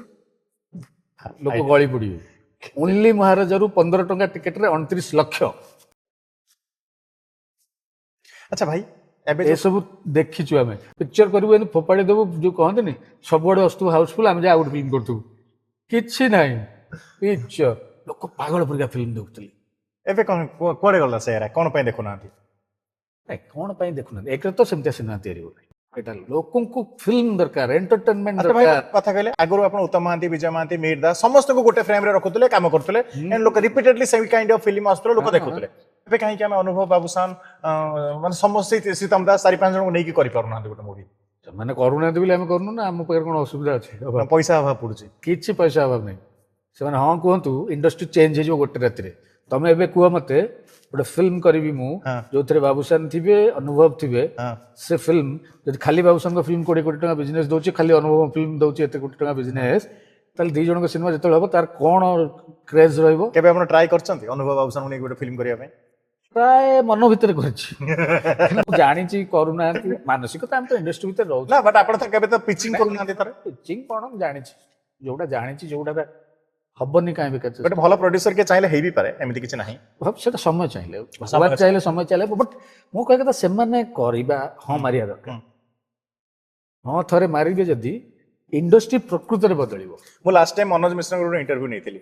ଆପଣ ମନୋଜ ମିଶ୍ରଙ୍କର କେବେ ମାନେ ଲାଇକ୍ ତାଙ୍କୁ ଏଜ ଏନ୍ ଆକ୍ଟର ବହୁତ ଭଲ ଆକ୍ଟର ନା ନା କେବେ କରିଛନ୍ତି କାମ ତାଙ୍କ ନାଇଁ ସହିତ? ମୁଁ କରିନି ସେ ମୁଁ ସୁଯୋଗ ତାଙ୍କୁ ପାଇନି। ପଚାରିଲି ଆଚ୍ଛା ଏଜ ଏ ଡାଇରେକ୍ଟର ଆପଣ ନିଜକୁ କେତେ ନମ୍ବର ଦେବେ 1 ରୁ 10 ଭିତରେ? ଆପଣ କୋଉଠି ରଖିବେ ନିଜକୁ? 1 ରୁ 10 ଭିତରେ ମାନେ ଦେଖ ନା ମୁଁ କହିଲି ମାନେ ଯଦି ଆପଣ ନିଜକୁ ଗୋଟେ ମାର୍କ ଦେବେ ଆପଣଙ୍କର କାମକୁ 1 ରୁ 10 ଭିତରେ ଆପଣ କେତେ ମାର୍କ ଦେବେ ନିଜକୁ? ମୁଁ ତ ସେନାପତି କରିଦେଇଛି ନା ମୋର କିଛି ସେଟା ଭୁଲ ହେଇଯିବ। ଦେଖନ୍ତୁ ସିନେମା ପ୍ରଫେସନରେ କ୍ରିଏଟିଭ ୱାର୍କରେ ତାର କିଛି ଲିମିଟ ନଥାଏ। ଆମେ ଯଦି ନିଜକୁ ମାର୍କ ଦେଇକି ଆମେ ଗୋଟେ ଜାଗା ଫିକ୍ସ କରିଦବା ସେଟା ସବୁବେଳେ ମନୋଜ ମିଶ୍ରଙ୍କୁ ପଚାରିଥିଲି ସବୁବେଳେ ତମେ ଯେତେ ନିଜକୁ ଲୋ କରି ଲୋ ରଖିବ ନୁହଁ ଯେତେ ଇଏ ଗ୍ରାଉଣ୍ଡ ଲେବୁଲ ମାର୍କରେ ରହିବ ତାହେଲେ ଆହୁରି ଷ୍ଟେପ୍ ଚଢିବା ପାଇଁ କାହିଁକିନା ଅନଲିମିଟେଡ ଷ୍ଟେପ୍ସ ଅଛି ନା ଅନଲିମିଟେଡ ମାର୍କ ପାଇବାର ଅଛି ନା ଏତେ ଲର୍ଣ୍ଣିଂ ଅଛି। କାରଣ ଦେଖ ଟାଇମ ଡେଲି ଫିଲ୍ମ ପ୍ରଫେସନରେ ସବୁ ଜିନିଷ ଚେଞ୍ଜ ହଉଛି ୱାର୍ଲଡରେ ଚେଞ୍ଜ ହଉଛି ତ ତମେ କେମିତି ଶିଖିଗଲ? କିଛି ଶିଖିନେ ଆମେ। ଆଉ ପ୍ରକୃତରେ ବି ତ ଆମ ଚାରିପଟେ କଣ ଅଛି ଯେ ଆମେ ଏଠି ବସି ଶିଖିଗଲେ ସବୁ? ଆହୁରି ବହୁତ ଜିନିଷ ଜାଣିବାର ଅଛି ଶିଖିବାର ଅଛି ନଲେଜ ଦେବାର ଅଛି। ଆମେ ପ୍ରକୃତରେ କରିପାରୁଛେ କି? ଆମେ ଫିଲ୍ମରେ ଆମେ ଗୋଟେ ଇକ୍ୱିପମେଣ୍ଟ ଭଲ ୟୁଜ କରିପାରୁନେ ତାହେଲେ ଆମେ ମାର୍କ କେମିତି ଦେବା ନିଜକୁ? ଠିକ ଅଛି ମୁଁ ଲାଷ୍ଟ ଟାଇମ ଆମେ ଚେଷ୍ଟା କରୁଛେ ବେଷ୍ଟ ଆମ ଆଭେଲେବିଲିଟି ରିସୋର୍ସେସ୍ ଭିତରେ କେତେ ହେଇପାରିବ। ମୋ ପାଖେ ଷ୍ଟେଡିକାମ ନଥିଲେ ମୁଁ ହ୍ୱିଲ ଚେୟାରରେ ବସିକି ସୁଟିଂ କରିଛି। ମୋ ନଖ ଉଡ଼ି ଯାଇଛି ଲଭ ଷ୍ଟେସନ ଫିଲ୍ମରେ। ପୁରୀ ଷ୍ଟେସନରେ ଟ୍ରେନ ବାବୁସାନ ଦୌଡ଼ିବ ଟ୍ରେନ ଚାଲିଛି ମୁଁ ଗୋଡେଇବି କେମିତି? ଷ୍ଟେଡିକାମ ନାହିଁ ଦରକାର ନାହିଁ। ଓଡ଼ିଆ ସିନେମାରେ ଷ୍ଟେଡିକାମ କିଏ ଦେବ ମୋତେ ବଜେଟ୍ ବଟ୍ ମୋ ସର୍ଟ ଦରକାର ସେଇଟା କେମିତି ହବ? ଏ ଯା ମେଡିକାଲ ଛକରୁ ଗୋଟେ ହ୍ୱିଲ ଚେୟାର ନେଇଆ ସେତେବେଳେ ଆସି ଯାଉଛି ନା ବଜେଟ୍ ନଥିଲେ ଆସିଯାଉଛି ଯେ ବଜେଟ୍ ନଥିଲେ ମୁଁ ବିନା ବଜେଟରେ ସେଇଟା ମୋତେ କାଟିଲେ ସେ ବଜେଟଟା ଆଉ ଗୋଟେ କୋଉଠି ପଢେଇବି। ଇନଭେଷ୍ଟ କରାହବ। ମୁଁ ମାନେ ଗୋଟେ ହ୍ୱାଇଟ ଗଞ୍ଜି ଯଦି କିଣେ ଡ୍ୟାନ୍ସର ଭିତରେ ପହଞ୍ଚିବ ମୁଁ ହାଫ୍ କିଣେନି ମୁଁ ଫୁଲଟା କିଣେ। କାହିଁକି ନା ଫୁଲ ହାତ କାଟିଦେବି ହାତ କାଟି ଦେଇକି ତାକୁ ଗୋଟେ କଣ ଆଇଟମ କରିକି ପିନ୍ଧେଇଦେବି ଓକେ ତ ଏମିତି ବୁଦ୍ଧି ଲଗେଇକି ସିନେମା କରିଥିଲୁ ବୋଲି ବଡ ବଡ ସିନେମା ଆମର ଦେଖାଯାଉଥିଲା। ଆଉ କଣ ମେକଅପ୍ ଭ୍ୟାନ୍ ଥୋଇଦେଲେ ଇଏ କରିଦେଲେ ସେ କରିଦେଲେ, ସେ ତ କମ୍ଫର୍ଟ ଜୋନ୍ର କଥା। ମୁଁ ମନୋଜ ମିଶ୍ର ଗୋଟେ କ୍ୱେଶ୍ଚନ ପଚାରିଥିଲି, ମୁଁ କହିଲି ଓଡ଼ିଶାରେ ଏମିତି କୌଣସି ଡାଇରେକ୍ଟର ଅଛନ୍ତି ଯାଙ୍କ ସହିତ ଆପଣ କାମ କରିବା ପାଇଁ ଇଣ୍ଟରେଷ୍ଟେଡ୍? କହିଲେ କେହି ବି ନାହାନ୍ତି। ଶୁଣ ଦେଖନ୍ତୁ, ସେମାନେ ତାଙ୍କର ମଣିଷର ଗୋଟେ ଆକ୍ଟରର ଇଚ୍ଛା ସେଇଟା, ଯେ ମତେ ଓକେ ତାଙ୍କର ଇଚ୍ଛା ସେଇଟା, ତାଙ୍କର ଇଏ ତାଙ୍କୁ ଲାଗୁନଥିବ ଯେ ତାଙ୍କର ଟ୍ୟାଲେଣ୍ଟଟାକୁ ଏକ୍ସପ୍ଲୋଏଟ୍ କରିପାରିବ ସେମିତିଆ ଲେବୁଲର କିଏ ଇଏ। ତ ସେଇଥିପାଇଁ ତ ସିଏ ବି ତାକୁ ସିନେମା କରିଥିଲେ, ତାଙ୍କର ସାଉଥରୁ ବି ଡାଇରେକ୍ଟର ଆଣିଥିଲେ ନା। କୋଉ ସିନେମାଟା? ଯୋଉ ମାଇଣ୍ଡ ଗେମ୍ ଫିଲ୍ମ ତ ଡାଇରେକ୍ଟର ବାହାରର ନା, ଆଚ୍ଛା ବାହାର ଡାଇରେକ୍ଟର। ଆଚ୍ଛା ତ ପ୍ରାୟ ଆର୍ଟିଷ୍ଟ ବି ଓଡ଼ିଶାରେ ନଥିଲେ ନା। ବମ୍ବେରୁ ତ ଆସିଥିଲେ। ସେଇଟା ନିଜ ଉପରେ ଡିପେଣ୍ଡ କରୁଛି। ତେଣୁ ତମେ ଯେମିତି କହିଲ, ତମର ହେଲେ ଇଚ୍ଛା ହବ, ତମେ କହିବ ମୁଁ ଏଇ ପ୍ରୋଗ୍ରାମଟା କରୁଛି, ମୋ ପ୍ରୋଗ୍ରାମରେ ଓଡ଼ିଶାର କେହି ବସିବାର ଯୋଗ୍ୟ ନୁହନ୍ତି, ଆରେ କହିବି ପାରେ ଆଚ୍ଛା, ସେଟା। ହଁ ଓକେ ବୁଝିଲି, ମୋ କଥାଟା ମୁଁ ଏକ୍ସପ୍ରେସ କରିପାରିବି ଆପଣ ଯୋଉଟା ନିଶ୍ଚିତ ସେ ରାଇଟ୍ ତମର, ତ ପସନ୍ଦ ବି ତମର, ଆଉ ସତରେ ବି ହେଇଥାଇପାରେ, ସେଟା ଆମେ କେହି କହିବା ପାଇଁ। ଓକେ ଭାଇ କିନ୍ତୁ ଆମେ କହିବୁ ଯେ ମୁଁ ମନୋଜ ମିଶ୍ରଙ୍କୁ ଚିହ୍ନିଛି, ସେ ଜଣେ ବହୁତ ଭଲ ଆକ୍ଟର, ହୁଁ ଆଉ ବହୁତ କିଛି କରିପାରିବେ କିଏ ଚାହିଁଲେ ଓଡ଼ିଶା ପାଇଁ, ହୁଁ ଏବଂ ଚେଷ୍ଟା ସେ ତାଙ୍କର କରୁଛନ୍ତି ହୁଁ ତାଙ୍କ ୱେରେ। ଆଉ ଗୋଟେ ଭଲ ଇନିସିଏଟିଭ ନେଇଛନ୍ତି ଗାଁ ଗାଁରେ ସିନେମା ଦେଖେଇବା, ତାକୁ ଇନ୍ସପାୟାର ହେଇକି ଆଉ କିଛି କମ୍ପାନୀ କିଛି ଲୋକ ବି ବାହାରିଲେଣି, ଗୁଡ୍ ଥିଙ୍ଗ। ଓକେ ବାବୁସାନଙ୍କ ସହିତ ଆପଣଙ୍କର କେମିଷ୍ଟ୍ରି ଲାଇକ୍ କାହିଁକି ଏତେ ଭଲ? ଫାର୍ଷ୍ଟ ଅଫ୍ ଅଲ୍ ଟା ମତେ କମେଡି ଜନରଟା ବହୁତ ଭଲ ଲାଗେ, ଏବଂ କମେଡିଟା ବାବୁର ଭର୍ତ୍ତି ଥାଏ, ଏବଂ ମତେ ଲାଗେ ଯେ ସିନେମା ଭିତରେ ଯଦି ସେଇ ହାସ୍ୟ ରସଟା ନଥିବ, ସିନେମାଟା କୋଉଠି ନା କୋଉଠି ଟିକେ ରୁଖା ହେଇଯାଏ। ତ ମୁଁ ପ୍ରତ୍ୟେକ ସିନେମାରେ ମୁଁ ଚାହେଁ ଯେ ଟିକେ ସେ ହାସ୍ୟ ଇଏଟା ରହୁ, ଟିକେ ଲୋକ ଭାରି ଏନ୍ଜୟ କରନ୍ତି, ମୋର ପର୍ସନାଲ ଶୈଳୀ ସେଇଟା, ଏବଂ ବାବୁ ସେଟାକୁ ସୁନ୍ଦର ଭାବରେ ନିଏ କରେ, ଏବଂ ସେଇ ପିଲାଟା ଇମୋସନଟାକୁ ବି ବଢିଆରେ ଆଉ ଭାରି ନ୍ୟାଚୁରାଲ ୱେରେ ଅଭିନୟ କରେ, ଏବଂ ସେ ମତେ ବୁଝିପାରେ, ଏବଂ କୋଉଠି ନା କୋଉଠି ମୋ ଆକ୍ସନ କଟିଟରୁ ସେ ଜାଣିପାରେ ଯେ ସେ ଭଲ ଅଭିନୟ କରିନି, ସେ ଆଉ ଭଲ ଅଭିନୟ କରିପାରିବ, ଏ ଟେକ୍ରେ ଭଲ ନୁହେଁ। ଏବଂ ଖାଲି ଗୋଟେ ଭଲ ଅଭିନେତା ଜଣେ ହେଇଗଲେ ହବନି, ତାର ଚାଲିଚଳନ କଥାବାର୍ତ୍ତା ଇଏ ସିଏ ଭଲ ମନ୍ଦ ବହୁତ ସାରା ପ୍ରତ୍ୟେକ ଜିନିଷ ୟୁନିଟକୁ ଆହୁରି ନେଇକିରି କିଏ କେମିତି ଚଳୁଛି, ଏବଂ ପ୍ରକୃତରେ ସେ କେତେ ସଚୋଟ ମନ ଭିତରୁ, ସେଇଟା ବି ଦରକାର। ସେଗୁଡା ବି ତମକୁ କୋଉଠି ନା କୋଉଠି ରଖି ମିଶିବା ଦରକାର ତମ ସହିତ, ଏସବୁ ଜିନିଷ ତାର ଗୋଟେ ଭଲ ମଣିଷ ହିଁ ଗୋଟେ ଭଲ ଅଭିନେତା ହେଇପାରିବ। 100% ହବା ଦରକାର, 100% ହବା ଦରକାର, ନହେଲେ ସେଟା ରିଫ୍ଲେକ୍ଟ କରେ ତମ ଅଭିନୟରେ, ସେଟା ଦିଶିବ। ଭାଇ ଆପଣ ମୋ ଚ୍ୟାନେଲକୁ ଆସିଲେ, ମତେ ଏତେ ସାରା ମାନେ ଆପଣଙ୍କର ଜର୍ଣ୍ଣି କହିଲେ, ମୁଁ ଲାଲଚନ୍ଦ ସିଲଭର ତରଫରୁ ଇଏ ଗୋଟେ ଛୋଟ ଗିଫ୍ଟ ହାମ୍ପର ଆପଣଙ୍କୁ ଦେବା ପାଇଁ ଚାହିଁବି।